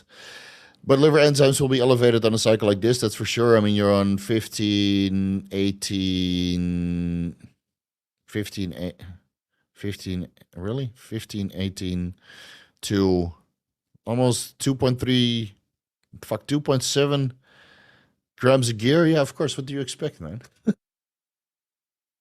What the fuck did you expect? 250 milligrams Utka or Tutka with every single meal. So up to 1,000 milligrams Tutka or Utka per day. 2,000 milligrams NAC per day, split AM and PM. 600 milligrams injectable glutathione intramuscularly, monoencephalide or 1,800 milligrams IV once per week. 400 IUs vitamin E. And a boatload of fiber and vegetables in your diet to help with detoxification. Take a week off from the gym next time you do blood work. Follow this protocol for another month, and then report back to us how low your liver enzymes are, because I'm sure they'll come back into range if you're proactive about it. And if you're cruising on test 200 milligrams, it will take 4, 6, maybe even 8 weeks for the primo and the masteron and the trenbolone to metabolize. Yeah. It takes a long time for these drugs to go away. That's why the detection times for some of these drugs are so fucking long. They have active metabolites, will still ruin your blood work parameters. So another month on Tutka, Utka, or Tutka or Utka, NAC, glutathione, vitamin E. A week off from the gym, and then check where your liver enzymes are at.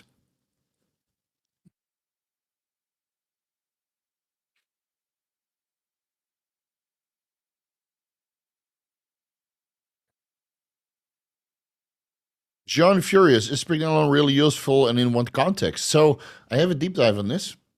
I'm going to link that down below. Pregnenolone mostly helps with memory formation, cognition, sense of well-being, memory recollection to a certain extent. It's just a neurosteroid, basically. So if you take anabolic androgenic steroids, your HPTA will shut down, and over time, the pregnenolone and DHEA synthesis is just reduced.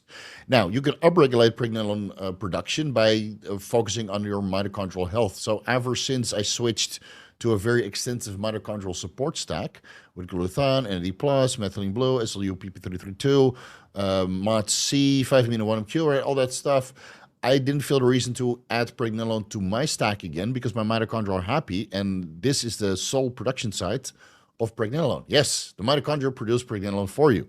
So my pregnenolone levels, I'm assuming, are okay. I can't test it because pregnenolone testing in Thailand doesn't exist, but my progesterone levels are now higher than they were on 10 to 12.5 milligrams pregnenolone, which I was supplementing before. So I'm assuming that my pregnenolone levels are higher. And since my cognition is on point, supplementing with 37.5 milligrams DHEA, I think that my pregnenolone levels are good. And do I need to confirm that with blood work when I find myself in a blood work place where they can actually test for pregnenolone sulfate? But after talking with Dr. Adam Hotchkiss, who was formerly working with Merrick Health and now is starting something for herself, after a long discussion with him, he basically came to the conclusion that pregnenolone serum testing is kind of useless because it metabolizes so quickly. So you have to have the total picture of pregnenolone sulfate, and progesterone. And that again, that could be true, but I don't know because I can't do pregnenolone testing here, so I would not or I'm not able to undergo particular tests to see how valid that statement is. But based on what he said, it might be useless. So as long as you focus on mitochondrial health, you might not need pregnenolone supplementation. But obviously, pregnenolone supplementation is, well, probably 1,000 times cheaper than a mitochondrial support stack, which I'm spending an arm and a leg on. So if you want to raise your pregnenolone levels because you feel that your progesterone levels or serum pregnenolone sulfate levels are low on cycle, start low, 10, 12.5, maybe 25 milligrams pregnenolone per day, alongside 25 milligrams to 50 milligrams DHEA per day. Check your DHEA sulfate, check your pregnenolone progesterone levels, and then see if you need to modify the dosage. And then over time, your libido should be better, your cognition should be better, you're in better state of mind, better sense of well-being, overall better brain function, and you know, all that good stuff. You can't really put your finger on it, but if anybody asks, you would probably say, yes, I feel pretty damn fucking good right now. And that's all you want, right? Yes. Yes, we are going to do that. But if you ask for a shirt, then you're not getting one. It's that simple. Best downstream PD for calm, focused workout. Methylene Blue? Is it a mainstream or not? I'm pretty calm and focused during my workout. Anavar? Dude, how many fucking accounts do you have? This is fucking ridiculous. Fuck off, dude. This is some people have mental disorders, dude. Some people are absolutely fucking deranged. They got like 4 or 5 accounts. You keep blocking them, and they keep paying too. I had a guy at consultation. He was unhappy or something that I didn't reply in one day. And then he wanted his money back, so I sent him his money back. And then it's 6 months later, he comes back. You know, and he was very disrespectful in the email. I'm like, dude, I didn't reply for 24 hours. What the fuck is wrong with you? So I sent him his money back, and then he comes back. He paid for a consultation. And I remember the name because you remember the names of people who would say dumb shit to you. And I go through my email log. And I'm like, dude, I don't want to help you. Then he lost his mind. So I had to block his address, his name, his phone number, everything. Some people are deranged, man. And this guy, whatever the fuck your name was, deranged. Get the fuck off my YouTube channel. I don't want you here. I don't want you in my inbox. I don't want you in my Instagram. You're fucked. You're banned for life. Get the fuck out of here. Cameron Grant. Sorry for the rant. It rhymes, so it must be true. When you're coming down from a blast to a cruise, do you still need an AI? It depends on blood work and how high your cruise is and how much you aromatize, how high your body fat levels is. So blood work determines everything, and then supplement with an aromatase inhibitor accordingly. Any suggestions for dealing with post-injection pain? Underground lab test. Switch to pharmaceutical grade. Or switch to a brand that doesn't give you post-injection pain. You should not get post-injection pain unless you have a virgin muscle. And then after 6 to 8 injections in that virgin muscle, you get used to it. So I don't get any post-injection pain anymore, but I use reputable underground lab or pharmaceutical. And, well, all my injection sites are shot multiple different times over the last 15 years. So I feel nothing.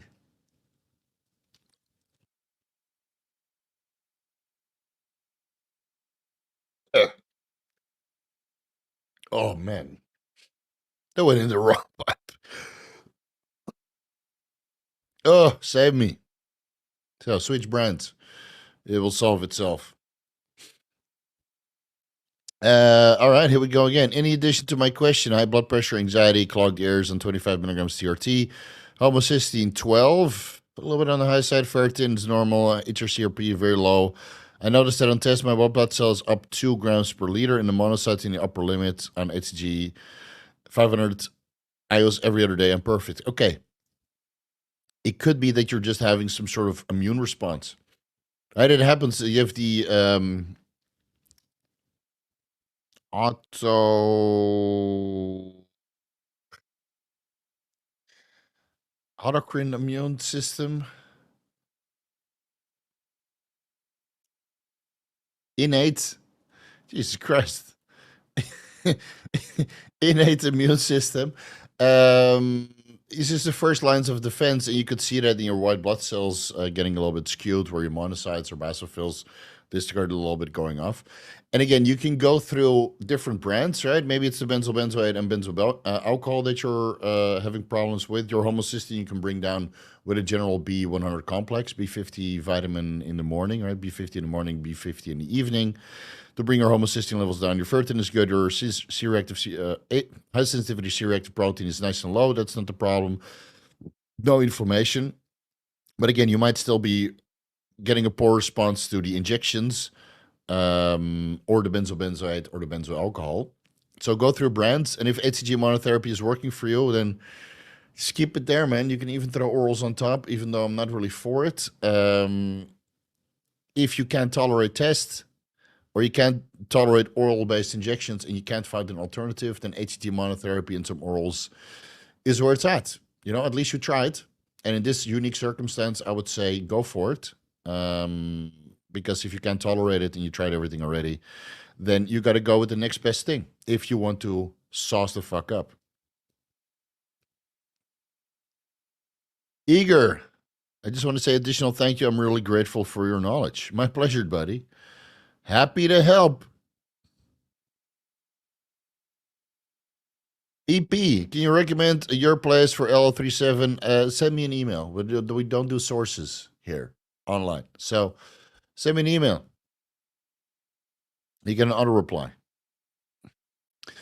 Can you recommend how to start an elimination diet when I don't have a baseline? SIBO, IBS, fast for a week and then start introducing food that you feel are the least likely to have a problem going forward. So you might add in vegetables first, right? Low FODMAP vegetables. Give that a try for 2 days, and then maybe add in eggs or chicken. Give that a try for 2 to 3 days, and then you slowly build your diet back up. And then every time you get an issue, you mark that food off your list, and you don't eat it again. You can also do a food allergy test. That is usually pretty indicative of what you can't eat for a certain period of time. So you fast for a couple days, get all the gunk out. And then you reintroduce the vegetables, then you reintroduce the protein sources with a little bit of fat. Fish is usually okay for most people, but then again, you know, not everybody responds well to fish. And again, if you have a food allergy test, then you have a little bit more of an indication of what you can and can't eat. And then build your diet back up like that, dudes. Add in some glutamine to your diet. I think I have 2 videos on this subject. Please give those a watch.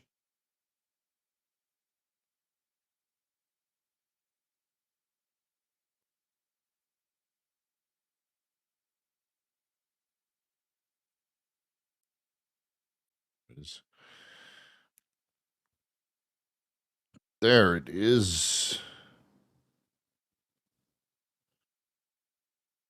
Glutamine. That helped me a lot the last 2 weeks or last week, because I was glutamine deficient by being on steroids for such a long time, and I forgot to add it back in. Don't need glutamine when you're off cycle, but when you're on cycle, hell yeah.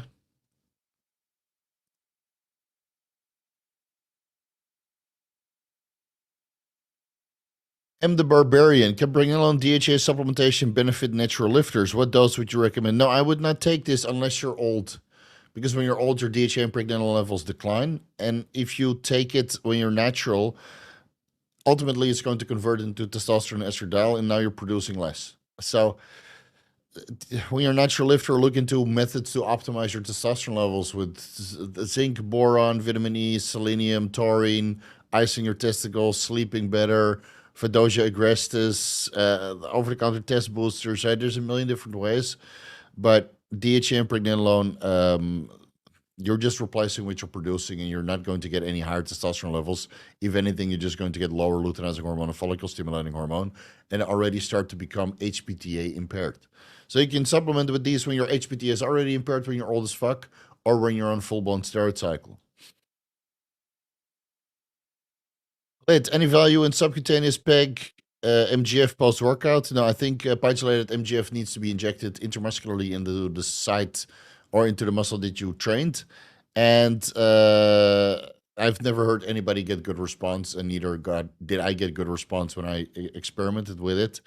So I can't even recommend what the dosage is. I mentioned it in the IGF-1 growth hormone ebook, just for the sake of completeness, but I also mentioned that I never heard anybody for it to work. So the people who talk about pegylated MGF are the ones that also promote certain peptide websites, and I have a financial incentive to. I think it's useless. If you want mechanical growth factor, just use Increlex. It will convert it to mechanical growth factor for you.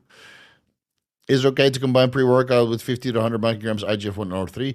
You know, so let's say you go with 50 micrograms pegylated MGF-1 and 50 micrograms IGF-1 LR3. Just double your dosage of IGF-1 LR3. You'll probably get better results. Or whatever money you were going to spend on that cocktail of MGF and IGF-1 LR3, just spend it all on IGF-1 LR3. That works like a charm if your source is good. Now it's getting cold in here.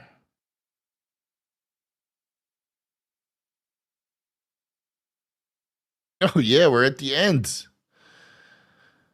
Ah,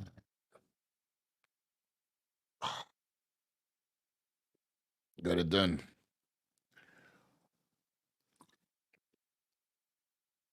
All right. Let's oh, here's another super chat. Most places recommended LR37 should be used at a dose of 100 micrograms. Can you share why you think 500 micrograms optimal baseline for your protocol? That's just what I took, and that worked very well for the 2 weeks that I took it. So maybe you can get it done with 100 micrograms. I never really heard anybody say that 100 micrograms is enough. I did my research and came to the conclusion that it's 500 micrograms, and that's for the 2 or 3 times that I ran it, it was a complete reset of my gut microbiome, and it really got the job done.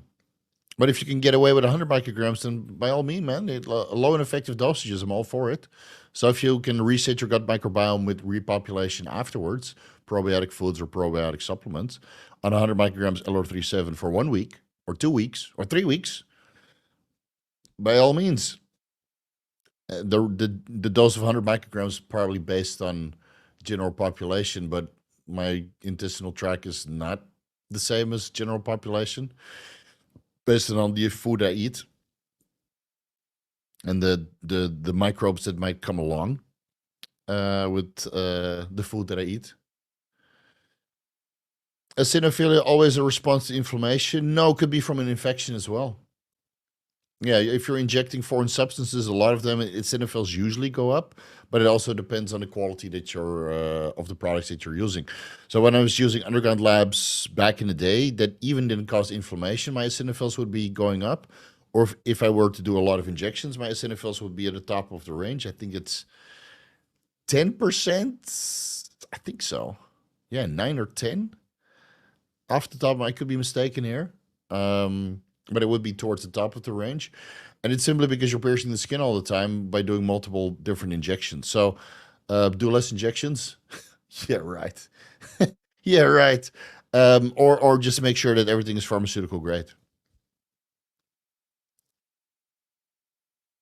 What's a better pre-workout? 5 milligrams mint or 20 milligrams Dianabol? I haven't used mint yet. Not sure if I want to. If I already got gyno from a little bit of trend, but now so far so good. Checking. Yeah, so far so good. And the Anadrol I haven't used in years. So I don't know, whatever works for you, man. It's that simple. You don't need to ask me for permission. Run 20 milligrams Dianabol for a couple of weeks, and then add in 5 milligrams of mint. But mint is tristalone acetate. It has an ester So I don't think it's going to work immediately. That's why we have oral steroids for an immediate effect. And of course, dosage wise, well, 5 milligrams tristerone acetate is what, 3 milligrams tristerone after the ester is metabolized. And that's not really a fair comparison for 20 milligrams of the Anadrol. Now, is it? Hey, my super chat was missed a while ago. All right, let me scroll up. My bad.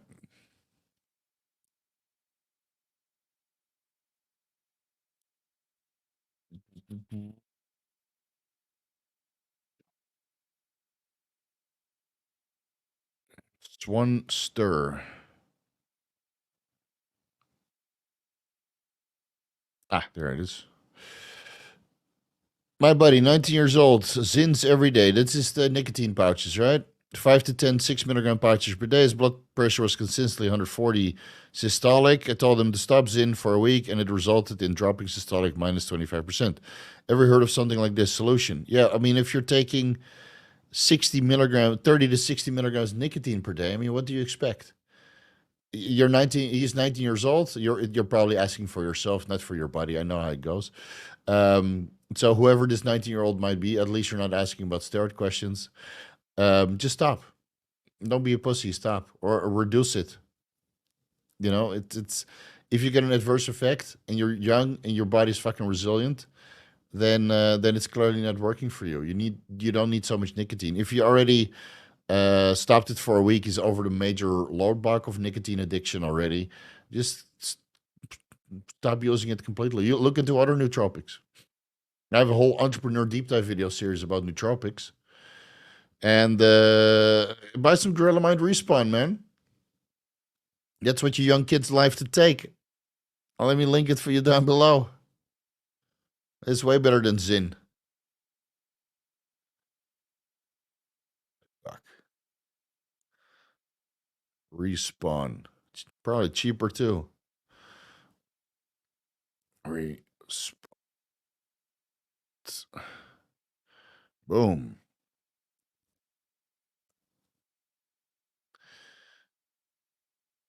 Gorilla Mind Respawn.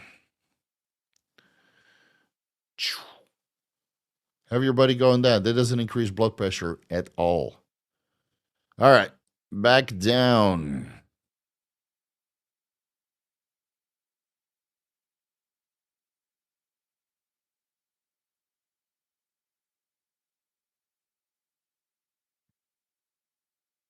Thumbs up. When are you watching Alien Romulus? I did so last weekend. It was okay.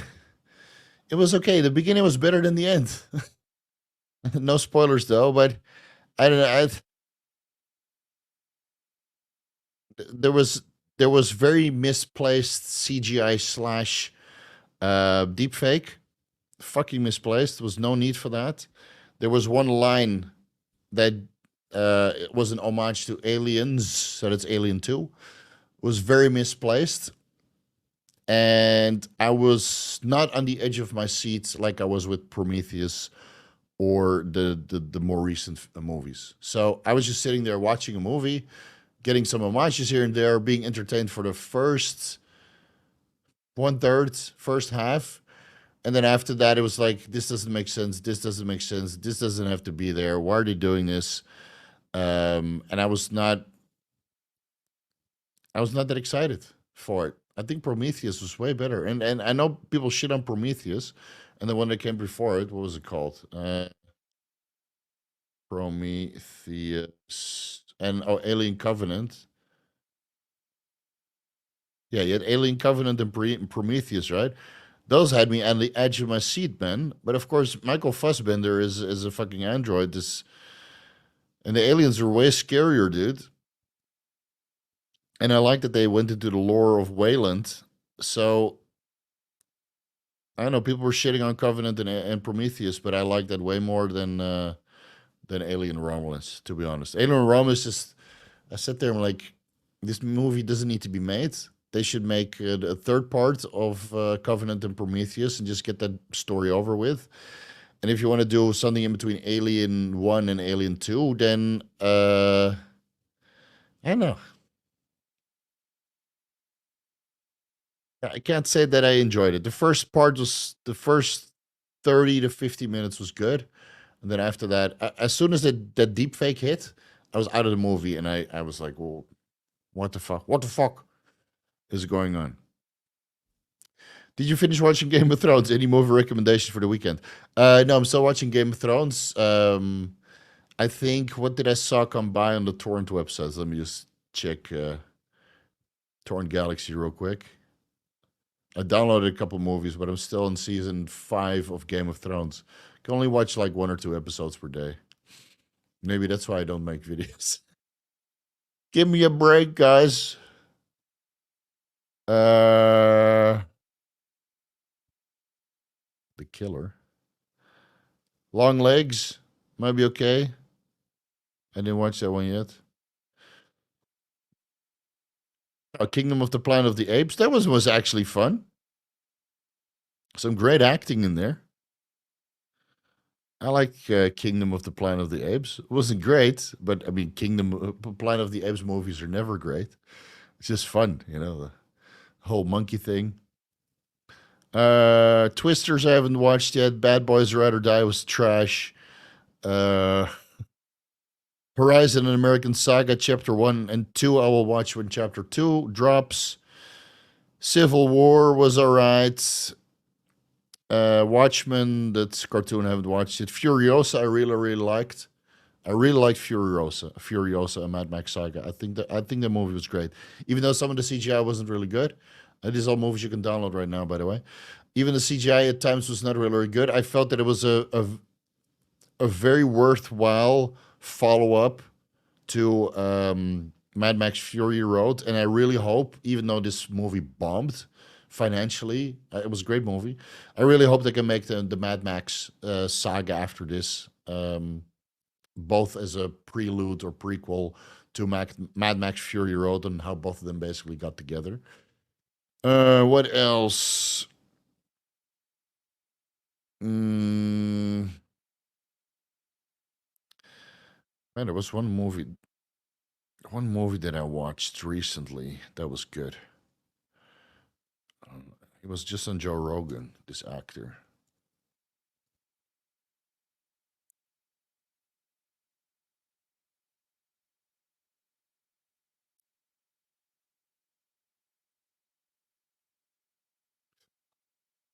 You can never find what you're looking for easily, 1 second, guys. I'll find it. This is a good movie, so give me a second. Adam Sandler, yes.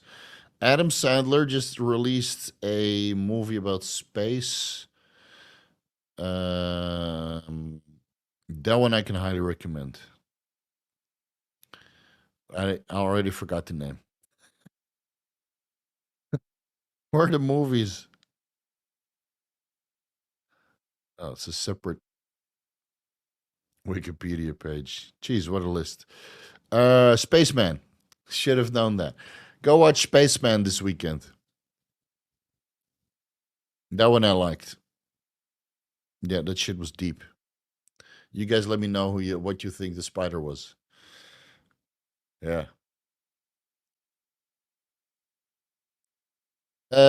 Before a show, last day you'd run Slin and HGH. Before a show, last day you'd run Slin H.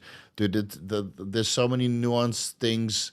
Hire a coach. Honestly, whatever advice I'm going to give you, you're going to misconstrue it and fuck up your peak. So, yes, there's growth from unloading. Yes, there's insulin used on the carb up days, but it's very nuanced. So, if you do a 3-day carb or let's say you start carb loading on Wednesday, Thursday you carb load. Wednesday and Thursday you might have insulin with meals or long-acting insulin in the morning, whatever you have experience with and doesn't give extra water retention. And then Friday you might have fat loading with growth hormone, and then maybe Saturday you have a little bit of growth hormone, and that's it. But please discuss it with your coach. You don't want to fuck up your peak, something that you heard here me discuss very briefly, because that would be a waste. And you need to practice these things a multitude of different times leading into the show. So, do some research. Hey, Steve, about to start HCG, what would you consider a reasonably dosage in a week to see the full benefits? 325 IUs 3 times per week. 250 IUs 3 times per week or every other day doesn't really give you the same intertesticular testosterone levels. Like I mentioned in the HGH deep dive, it's only 44 minutes, or it's 1 hour long, right? How long was the HGH deep dive? 1 hour and 20 minutes. Who else makes videos like that? So long, just get to the point. That's what she said. So long, get to the point. So I have to roll out the merchandise first, my lady. Just start with 250 IUs 3 times a week, and then increase every 2 weeks. So I already mentioned it, but let me briefly mention it again. 250 IUs sub-Q Monday, Wednesday, Friday for 2 weeks. Then 500 IUs sub-Q Monday, Wednesday, Friday for 2 weeks. Then 1,000 IUs Monday, Wednesday, Friday sub-Q for 2 weeks. Do blood work. See if you want to increase it to 1,000 IUs every day. And at one point you need an aromatase inhibitor. Would taking isoprenosin be good to help with the flu cold this coming? I have no idea what that is. Isoprenosin works to enhance the natural immune system and lymphocytes, giving an answer to viruses. I've never heard of this drug. You might want to keep it in the cupboard just in case you get sick, but taking drugs just to not get sick, I'm not sure if that's the way it works. I don't know. I don't look into these kinds of medications. Just want to thank you for everything you do. My pleasure, bro. Thanks for all the fucking donations. It goes into the Las Vegas debauchery fund. Hell yeah. Thousand Anavar-Only cycle of 10 milligrams per day for 100 days. If you watch the Anavar video, then you already know the answer, right? So, no, Anavar will suppress your HPTA, even though the scientific evidence shows that you can run an Anavar-only oral-only cycle without any HPTA suppression, that even 80 milligrams of Anavar per day is better than a lower dose regarding anabolism. I would still not do it. But if I could your body, you're probably not going to listen to me. So report back to us in 200 days and let us know how it went with blood work results. So I can tell you I told you so. Just like I do every fucking day to people. Zachary, $10, but where's your question? We'll go to Mr. first. Hey, Steve, any thoughts on the cause of brain fog after beginning HCG monotherapy? No other PEDs. There are HCG receptors in the brain which cause neurogenesis, and that might cause the brain fog. If the HCG is not making you awake, alert, energetic, maybe take it before bed so you can sleep off the brain fog and sleep off the neurogenesis. This is why I take Cerebrolysin before bed, because it gives me brain fog for a couple of hours after the shot, and then it also improves sleep quality. So while the growth hormone is working and the Cerebrolysin is working, my brain is healing and recovering and growing and maturing.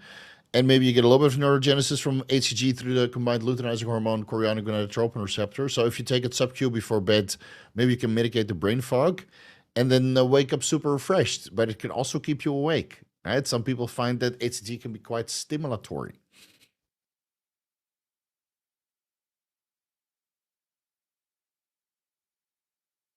All right, where's your question, buddy?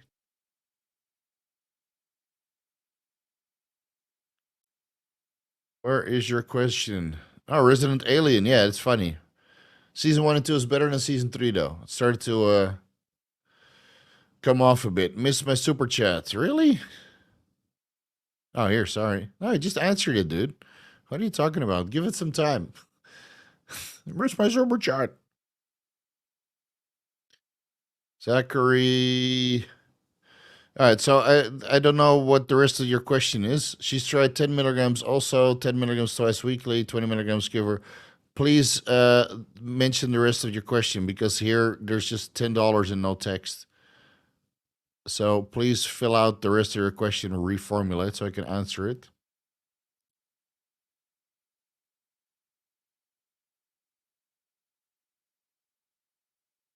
Thank you for the BBC 157 and TB 500 vids. Using it for a week and amazing results for my shoulder injury.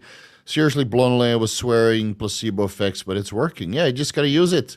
And at one point, your shoulder feels good and new. Sometimes it takes 4 weeks. Sometimes it takes 6 weeks. Sometimes you run it for 2 months and you don't notice anything, and then suddenly it's healed. And sometimes, like in your case, you get, beneficial effects within a couple of days. So win-win.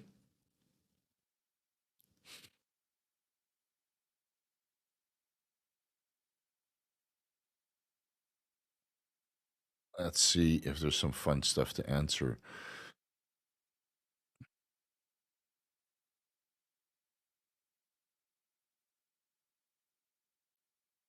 I know you discussed 600 milligrams glutathione injections inside of your mitochondrial support stack. How do you feel about daily administration of the glutathione injections? Yeah, 200 milligrams per day. It's totally fine, man. And the reason why I do 600 milligrams is because my Bayer Tationel comes in 600 milligrams per 4 milliliters. So I either do that 800 milligrams, 12 milliliters IV with the normal saline solution, NAD+, vitamin C, and the B100 complex cocktail. Or sometimes I do an extra shot of 600 milligrams if I misbehaved, alcohol-wise. Or if I had a crazy quad day, then I do 600 milligrams glutathione before bed, because I know I potentiated so much oxidative stress from the crazy quad day that I can mitigate some of the brain fog and the lack of focus the next day by taking 600 milligrams glutathione. I am post-workout about, let's see, if I finished at 11, let's say 5 hours after the leg day. So it's 4 hours is at least mitigated. Right? You don't want to do an ice bath or take too many antioxidants within 4 hours of the workout, even though I do take vitamin C post-workout basically right away. Maybe that's why my legs are shit. So yeah, go for it, man. If you can do 200 milligrams per day over 1 milliliter or 2 milliliters, it's better than no glutathione. So I love glutathione. Good stuff. Zachary, please reformulate your question, because with this, I can't do anything.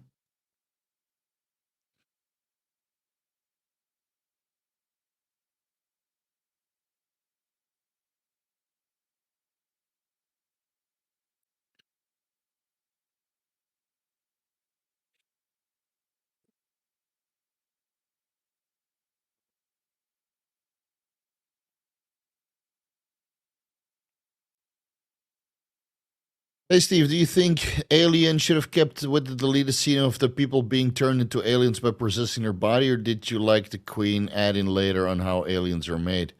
Uh, I would have to do a refresher. I have no opinion on that. I haven't looked into aliens with the Alien Queen for a while.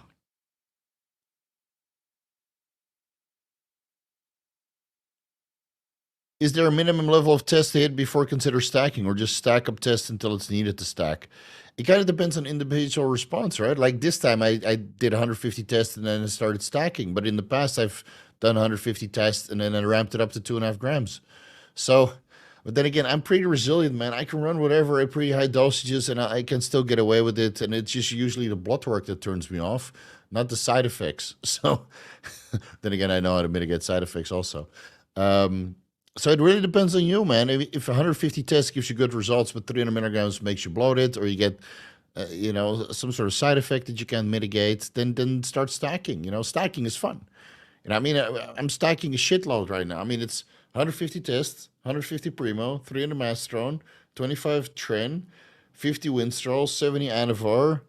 I did 750 milligrams total steroids per week, so that's 6 different steroids, and I'm getting great results.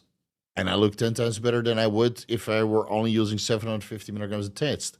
Would I be just as strong? Probably. Would I be just as full? Probably. Would I be just as round? Probably. But would I get this like hard, dense body composition where everything is popping off the bone? Probably not. That's why I like to run multitude of different compounds to get some sort of synergy and enhance cosmetic appearance, because I'm going to the Olympia and I want to show up looking fucking good. Unlike last year where I looked like fucking twig because it was off.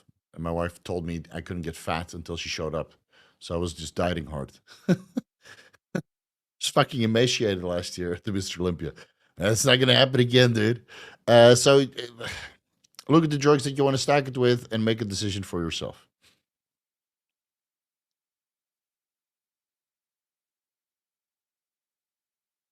Zachary, it's not going through. So send it to me by Instagram.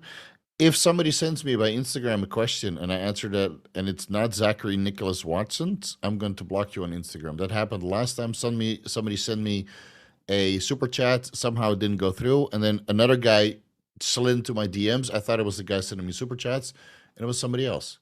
That's fucking disgusting. So, Zachary, send me your question on Instagram because you clearly don't know how to do it on the YouTubes, and then I'll answer it here. Just give me an indication of what your Instagram handle is because your questions are not going through.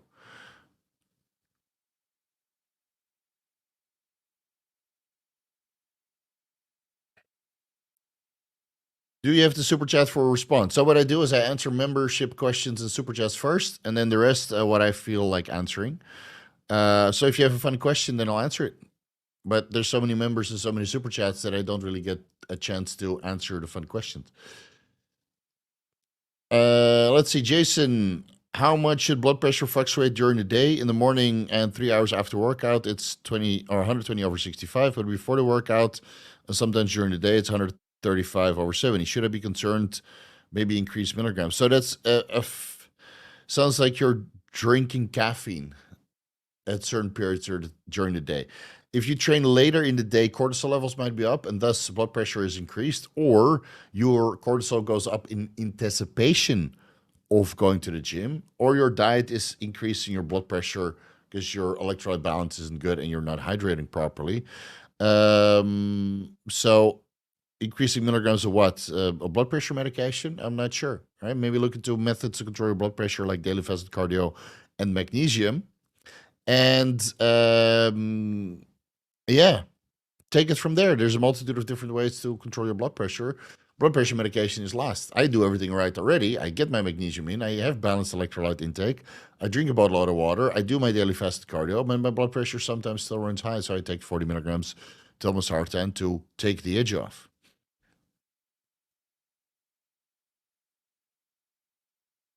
Loogie, my question got buried. Are you a member? Did you put a super chat? I don't know. Otherwise, it gets lost in between everybody's questions, man. It happens. But boozing last Q&A was kind of funny. Yeah. I'm not going to hold back anymore, man. If you piss me off, I'm going to let you know.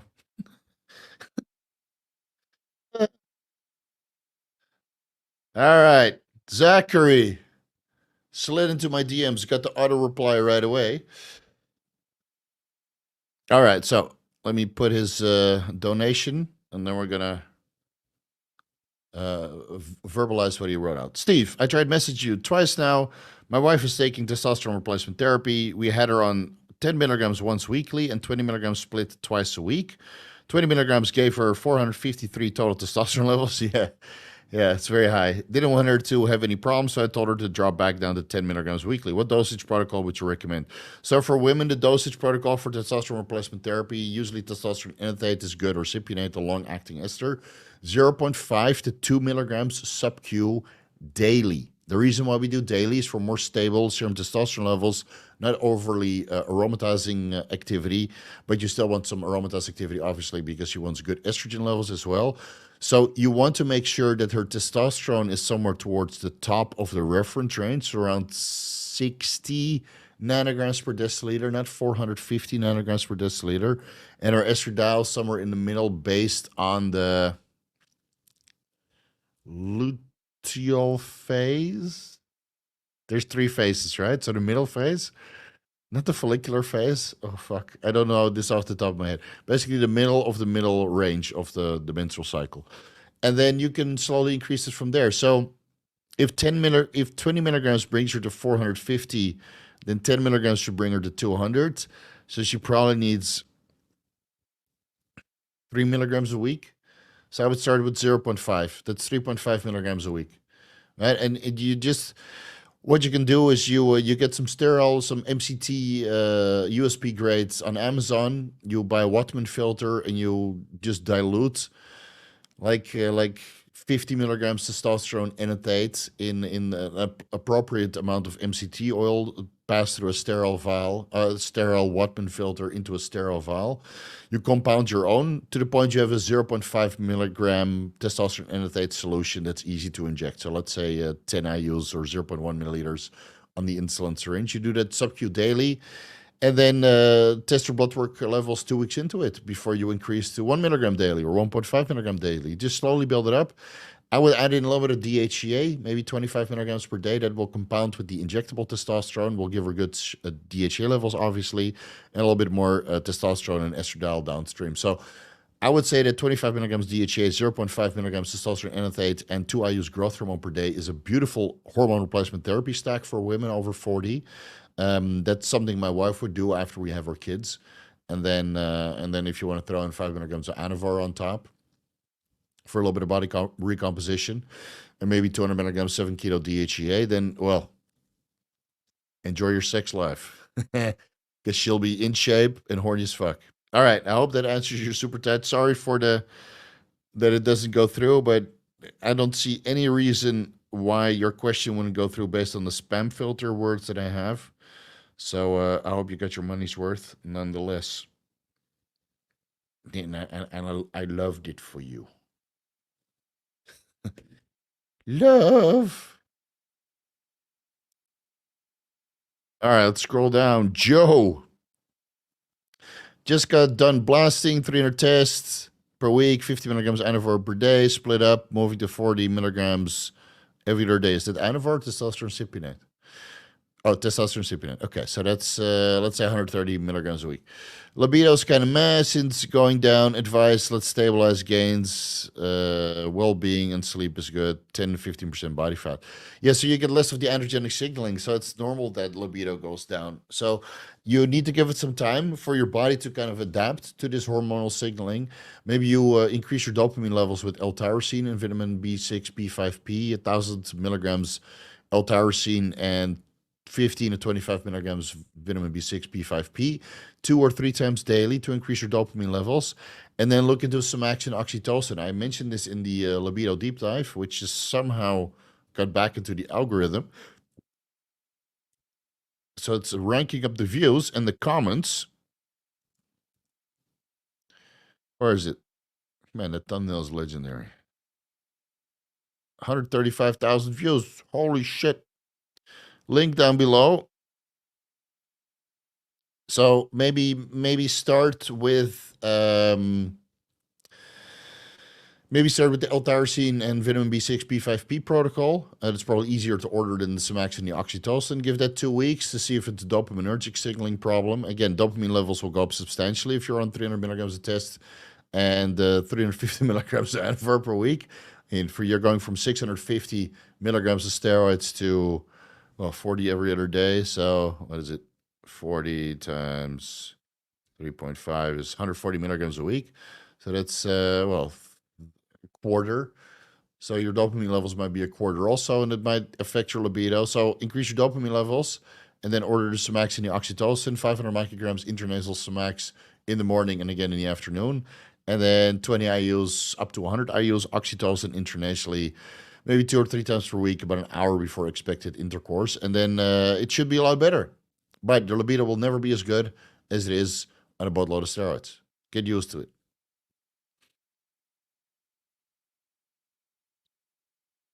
Dad, loved it for you. Was so cute. What?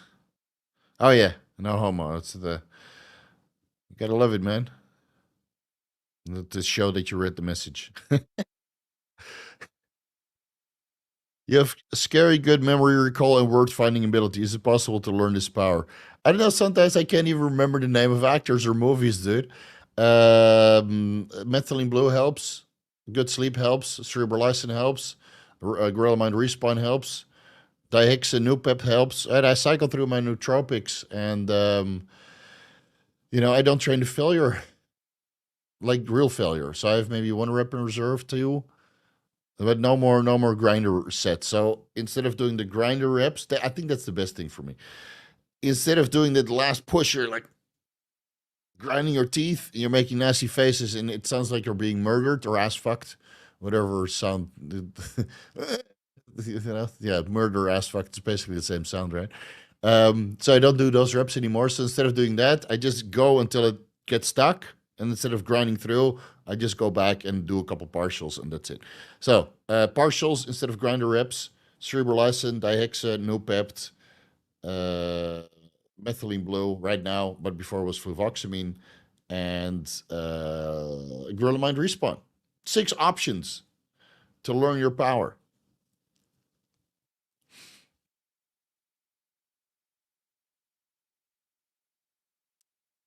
Sometimes I can know how to say something in English, but not in my own language. Story of my life, dude. I had a consultation this week with a guy from Holland, the first time in 2 years. Dutch people are stingy as fuck, but this guy paid an hour. So I had a consultation for an hour. I think after the Wesley Vissers podcast, he contacted me. So money well made. And then I really had to find the words in my own language. And it's weird when I talk Dutch with my friends, and then sometimes fitness stuff comes up, right? I switch right to English.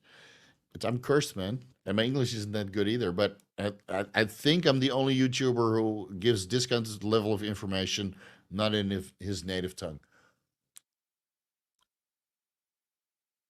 Unless I'm mistaken.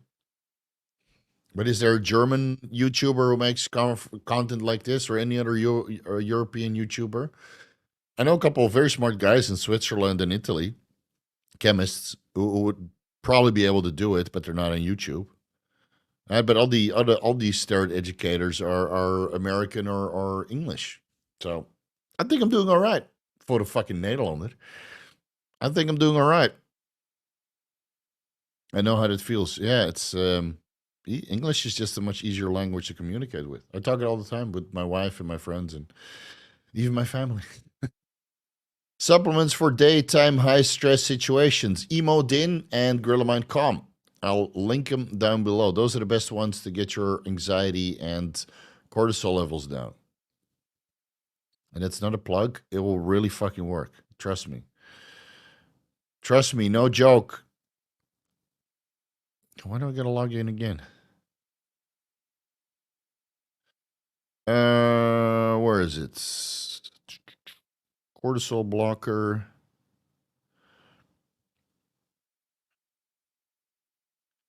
And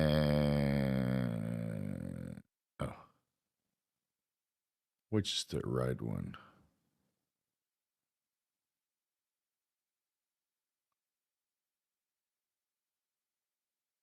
I think it's in the recovery stack. XD Emodin. I have too many of these special links.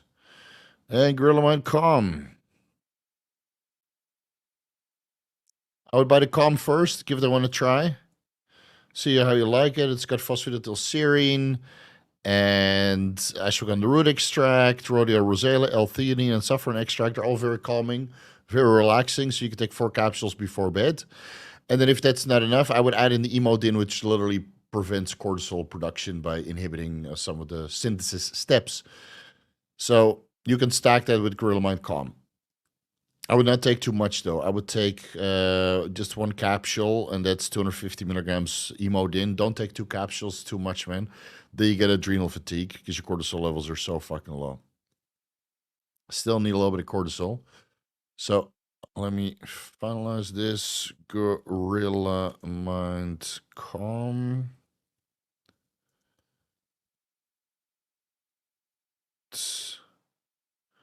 Let's just call it Emodin.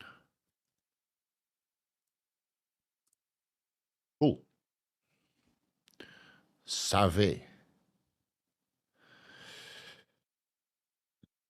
So those are supplements for high stress situations. And again, you can always supplement with L-theanine and saffron extract in the morning to kind of help reduce stress as well. And you can also reduce or take Emodin in the morning, even though cortisol levels might be a little bit too low. So yeah, experiment with it. The Calm I like before bed, and Emodin can be taken in the morning with saffron extract and L-theanine separately. So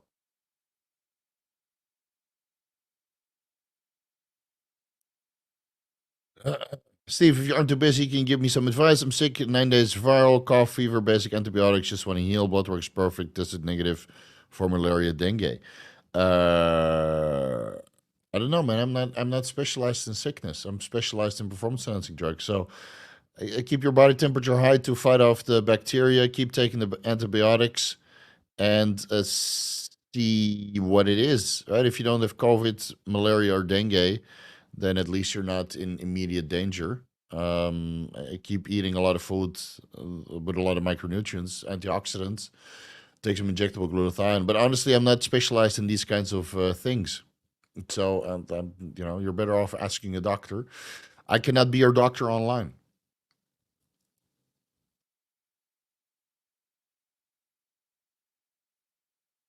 All right. Just we're through all the super chats then.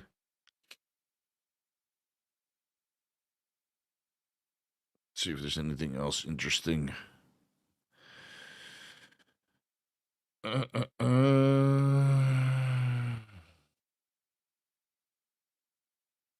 Thoughts of mini form SEO type products. Never use site enhancement. And I talked to a couple of people who did. They got a good result. They take it before their contests for I don't know 2 weeks, 6 weeks. But I never really got into the protocols because I don't coach competitive bodybuilders anymore. It's not very interesting to me.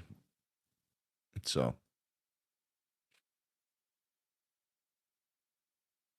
what are your thoughts on the Hexa? I think it's great. 10 milligrams once, twice a week. I think it's a great nootropic, just like Noopept. 10 milligrams once or twice per week. Good stuff. How do you mitigate black spots on belly from sub-Q shots? Do it in your upper glutes where nobody can see it because there's a lot of vasculature in your abs. So you're probably piercing your veins and thus create black spots from little microabrasions that take forever to metabolize. It's getting cold now. It's been raining all day, so.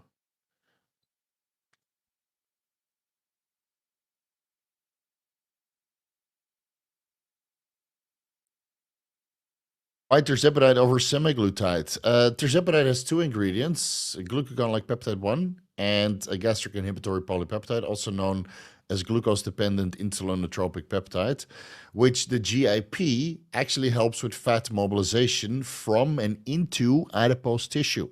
So if you take tirzepatide, you not only get appetite suppression through the reduction or the slowing of gastric emptying, slight insulinotropic effects from the GIP, which helps stabilize blood glucose levels. And again, it's only in the presence of blood glucose. You're not going to oversecrete insulin and go into a diabetic coma, because I've taken tirzepatide at pretty high dosages while fasting, and I was totally fine. But then again, I'm not a diabetic, and I don't have any pancreatic issues. But GIP helps with fat mobilization. So if you take it during the week where you're trying to lose body fat, I feel that it has a slight enhancement on reduction of body fat, especially if you combine it with a fat burning aid like clenbuterol or mirabegron or growth hormone, which induces lipolysis through hormone-sensitive lipase, right? And all that just goes together, especially with a ketogenic diet where your adipose tissue is just constantly leaking fatty acids for ketone production and triglyceride backbone for a little bit of glucose. And then you can actually be quite cognitive and quite productive and in a very good stable fat loss state without any appetite issues while you're taking that. So I would prefer to run Retrotide, but it's not available here in Thailand. But I will stock up from Anabolics Anonymous when I go to the United States. And then bring some back. And then run Retrotide instead.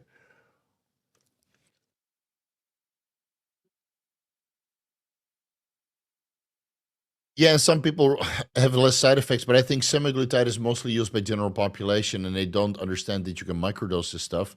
So the clinical dose is what 2 milligrams, 4 milligrams, 6 milligrams, incrementally built up, and I think that's way overblown. I think all the side effects associated with GLP-1s are because of the dose, and the dosage is ramped up to insane amounts, like 20 milligrams or something per week in a one single shot. Where in reality, if you microdose it Monday, Wednesday, Friday, sub-Q, 0.25 milligrams up to 1 milligram, maybe 1.66 milligrams of the tirzepatide, because again, it contains GLP-1 and GIP. And it really depends on how ravenous your appetite is. I mean, mine appetite has been insane after this mitochondrial support stack and increasing caloric intake for about a week. It's fucking difficult, man. I'm just sitting there, just thinking about food from morning to evening, and it's very, very distracting. So that's why I started with a reasonably high dose of tirzepatide. But most of the side effects come from people that just overdo it. So, yeah. Steve, I'm getting confused. I'm only doing 100 milligrams CRT dose, and my hand's dirty to see how it feels. I'm not hypogonadal, 600 nanograms per deciliter. I want to stay with a supplement range for a while, and then PCT for normal idea. What are you asking? If you're doing 100 milligrams TRT, then you're probably 400 nanograms per deciliter now. So why not go to 150 or 200? Do your blood work again. If you want to stay on top of the range, you probably need 150, 175, 200 milligrams TRT, unless you're a slow metabolizer or you just have very low body weight. And then you obviously don't need more. And yeah, then you can do a PCT and go back to normal. That's fine. You know, you don't have to be confused about it. 5 nootropics of all time: Grillamide Respawn, Methylene Blue, Dihexa, Noopept, and Cerebrolysin. And I'm running all 5 of them. I would like to throw Adderall in there, but it's basically a recreational stimulant. I don't think it's a nootropic. And I don't have access to Adderall, but when I do use 5 milligrams, oh man, good shit. Steve, have you ever heard of J147? No, never heard of it. Apparently, it's a curcumin derivative with ability to cross the blood-brain barrier that will help with oxidative stress directly in the brain. Yeah, but so does glutathione and so does melatonin. Even though I had to stop melatonin again because it was just making me miserable. So I'll look into it. But if I do a deep dive, then it's very, very, very low on the priority list. Yeah. Ryan, by the way, I started my first increment to 250 milligrams test, bumped it to 375 milligrams along with 150 to 200 milligrams primo after seeing your step-by-step cycle design video. Okay. Good stuff. That video is really well thought out. Yeah. That video basically contains 15 years of coaching experience, easily watchable and digestible. And now you don't need to hire a coach, at least not during the off season. Noopept is good for schoolwork and learning. Feel like I want to learn all day. That's all I want to do. Yeah. Yeah. Dihexa also. You want to sit there and work. It's good stuff. Just don't take it every day. Cycle through your nootropics. Cycle through it.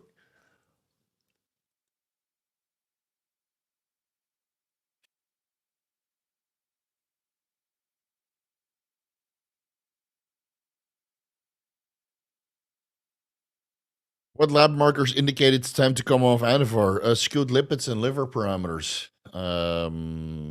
Yeah. I know. I've been on Anavar 10 milligrams per day for 4 months, and it's still manageable. So, but that's me. Can't wait to go back to the gym. You feel me? I had a brutal killer back workout today. Can't even do it here. Look at these lats.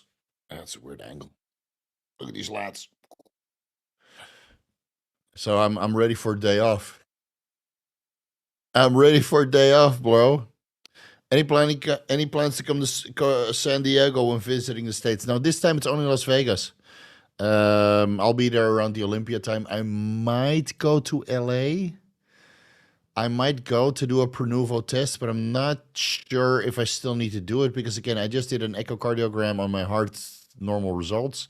Slight deviation, but nothing to worry about, just expected when you're on copious amounts of steroids. And I did an ultrasound on all of my organs. So the only thing that it could detect is cancer. I did my cancer marker screening before I went on cycle. That's all normal. And maybe some microabrasions in the shoulder or delt or torn glutes or something like that, which I know where my injuries are. So I'm not sure if I go to LA, it'll be to do podcasts and I'll do a Pronuvo test extra. But San Diego, no, I got invited to the Silverback seminar in November, but that's a month after the Mr. Olympia, and I don't think I want to fly to the USA again for 27 hours from Thailand.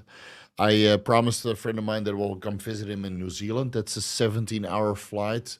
That'll be in January or February next year. And I want to go to Bali, which is only a 6-hour flight for a gym opening slash seminar. The US is just far away, man. I would come for the Mr. Olympia and maybe one time for the Arnold Classic. But I'm 100% convinced that my wife will be high pregnant next year around the Arnold Classic, so I wouldn't come. And I don't even know if I want to leave home for a week when I have kids. So this might be my last trip to the United States, man. That place is too far for a while. If I do go to the United States again, I'll go to Florida and bring my kids, and then we'll go to Disneyland. I can't wait to go to Universal Studios when that big park opens. Oh man! And then you know what? I'm gonna get one of those VIP tickets. No more fucking fast passes, man. I'm just gonna dish out. I don't care how much it fucking costs. I know Disneyland and Universal Studio has a VIP ticket for families. You just stay in a hotel there, and then you get a VIP person assigned to you, and you skip queues with the family. I don't care if it's $10,000. I'm not gonna stand in line anymore. You know, as I get older, more financially secure, what I get less of is patience. Even with a fast pass, or you go to Tron Legacy ride, you have to pay in advance and still wait 20 minutes. Fuck that, man. I'd rather pay 10K and just fucking walk through. I'd rather grab my ass off and then bring the family. So why is all these people standing in line? I said, well, because your dad works so much that we can skip the queue. Anyway, I got completely off topic. San Diego is low on the priority list. Las Vegas, LA, and Florida. And I'd like to go to Texas one time. Because everything is bigger in Texas. And I would like to see all the biggest things in Texas. Yeah, especially the strip clubs. My CK levels are always high as hell. I was told because of training. Do you ever test your levels? Yes, mine are always high as hell, 2,800 to 5,000 units per liter. Is it even worth checking? Yeah, it's good to check because if it's 20,000, you probably have a heart condition. So, you know, yeah, just check it. It's inexpensive, man. It's inexpensive. What time does the members only stream start? No, it's all at the same time. Cora, my liver enzymes on Accutane barely moved. They even went down after a week off of the gym. Okay, you're talking amongst yourself. Best supplement for kidney health. Some of the mitochondrial peptides might be beneficial. SS31, 5 milligrams per day, very expensive. And otherwise, 3 to 6 grams of astragalus root extract. And just proper hydration and electrolyte intake. You know, lowering oxidative stress, lowering inflammation. It's the stuff that you do, not the supplements that you take. But astragalus root extract, 3 to 6 grams per day, has been shown to lower inflammation around the nephrons and increase glomerular filtration rate over time and lower your serum creatinine and cystatin C levels. So if you want to run something for your kidneys, astragalus root extract, that's what we're all running. I'm getting older and less financially secure. You're doing it wrong. What's up with memes about finasteride turning people gay? Any truth to that? I never heard of that, but I don't frequent Reddit, so you're probably in the wrong place. I don't think finasteride turns people gay, but I think people on finasteride take finasteride because they're insecure about their hairlines, and I get it, right? You don't want to, you want to look a certain way. But yeah, DHT is good for libido, and if your DHT signaling is gone and you don't take steroids, yeah, maybe it turns you into a progestogenic Fruit Loop. I don't know. Never heard of that, man. Trend might turn you gay. Oh, it's also progestogenic signaling. Compounds for post-op PRP ligament injections. GSK copper, TB500, Anavar, growth hormone or growth hormone secretagogues. It's all linked down below in the tendon stack. Yeah. What do you think about Testosterone for my second cycle? Looking for mass. Yeah, go for it and eat more food. You're probably like 12, so we're not going to spend too much time on this question. Lord of Cigars, best username ever. What's? Oh yeah, that's I already answered this one. For PCT, Ovitrol recommended HCG 250 micrograms / 6,500 IUs in 0.5 milliliters. Impossible to microdose, right? The other one available is powder, so it's not to freeze after reconstitution. Okay, so what you do is you take what was it, 0.7 milliliters, and you add the recombinant. You inject the recombinant HCG, the Ovitrol, into a sterile vial. Add 0.7 milliliters of bacterial static water, and then you have 6,500 milliliters in 1.2 milliliters. What was it? No, it was not. That's not the one. Sorry, 1,000. Was it 0.8? Yeah, 0.8. Sorry. You have 0.5 milliliters, 6,500 IUs with recombinant HCG, right? Inject that all into a sterile vial, then add 0.8 milliliters of bacteriostatic water. Now, per 1 milliliter, you have 5,000 IUs recombinant HCG, and now you can dose that you would do with a normal vial. So this is the best way to do it. And otherwise, you'll have to transfer this to 13 insulin syringes for 500 IU each, which is just 2 drops. So just use the sterile vial. Add 0.8 milliliters bacteriostatic water for 6,500 IU HCG over 1.3 milliliters, or 5,000 IUs per 1 milliliter. Very easy to dose with insulin syringes afterwards.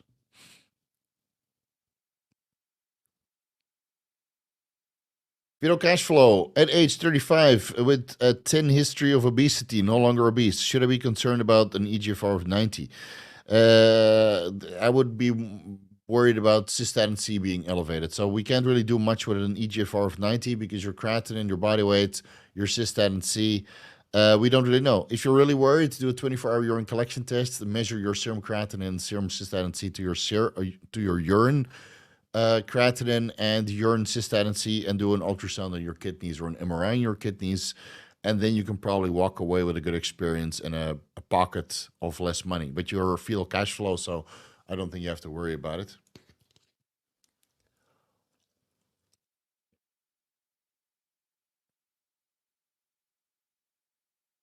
What was the training split that worked best for you in terms of putting on mass? Push-pull legs A and B with a copious amounts of food, growth hormone, testosterone, and insulin. That worked the best. But I prefer to do a bro split because then I can do more sets and more exercises. It's more fun. Steve, do you like steroids? No, man. I love steroids. Steroids are awesome. Performance enhancing drugs are awesome. Yeah, I feel 10 times better on them. Well, that's what every addict says, right?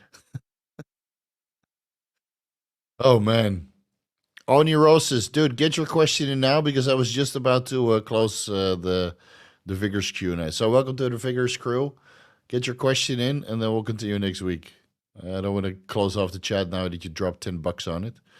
So hurry the fuck up, and then I'll be on my way because I got a dinner date with 10 IU's growth hormone and Cerebrolysin. Oh my God. You can't take yourself too seriously when you make money talking about drugs, dude. Oh, I didn't post the draft of the short. Oh no, totally forgot. Let me post that now. I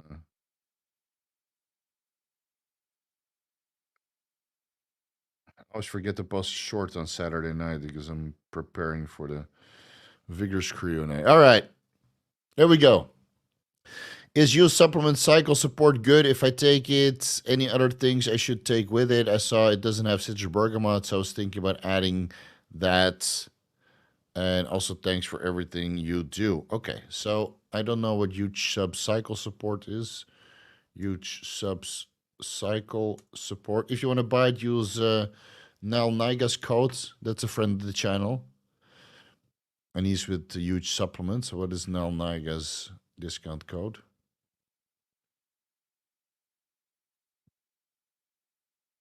Of course, now I'm uploading. So now the internet connection is slow shit. Nile. Is it probably code Nile?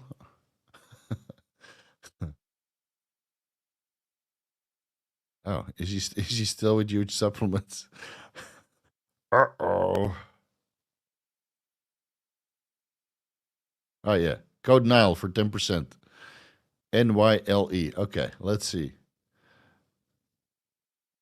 Shop. Defense cycle support. All right, what's in there?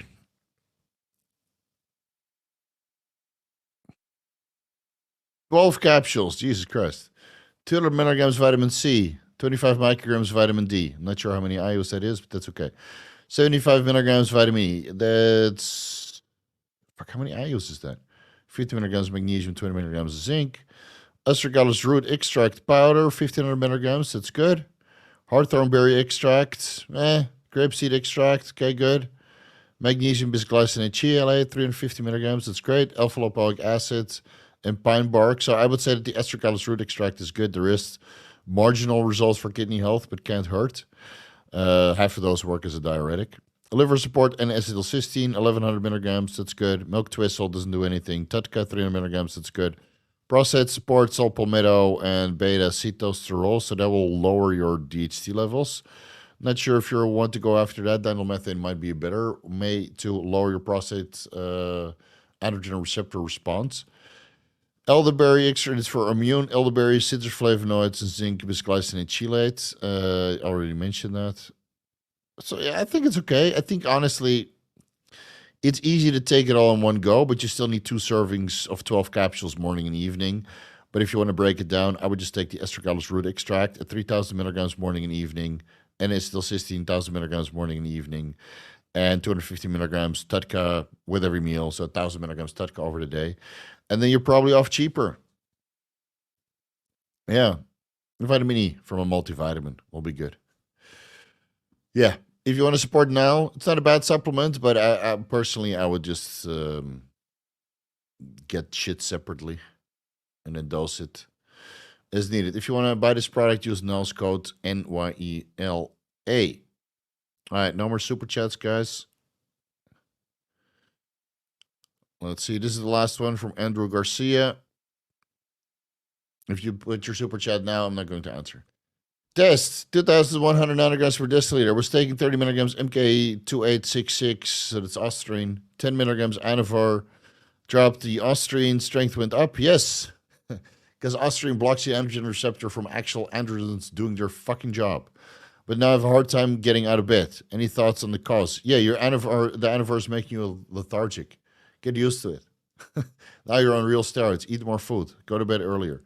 So Ostarine just blocks the androgen receptors from other steroids doing their job, man. Yeah, I fucking hate Ostarine. Fucking pathetic shit drug. Hopefully, by the time you come visit Texas, I will have moved from there and living in Thailand. I'll send you a fucking postcard. My pleasure, dude. Come visit the laundry room in Vegas. Laundry room. Sounds like a place I could. Oh.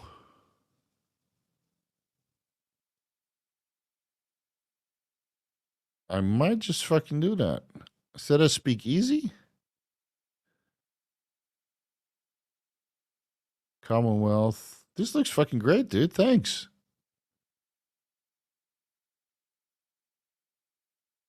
Where is this? The Fremont downtown?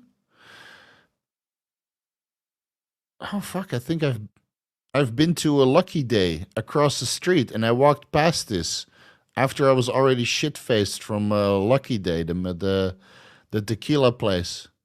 I'm doing Street View now. Okay, yeah, I'll go there. So that's Commonwealth, right?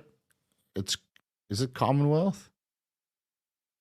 It's called the laundry room.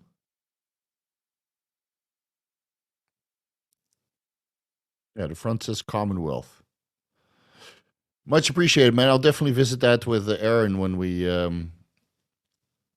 That's our place. That's yours. All right. Shoot me a message from your official account on Instagram, and then let's do some content.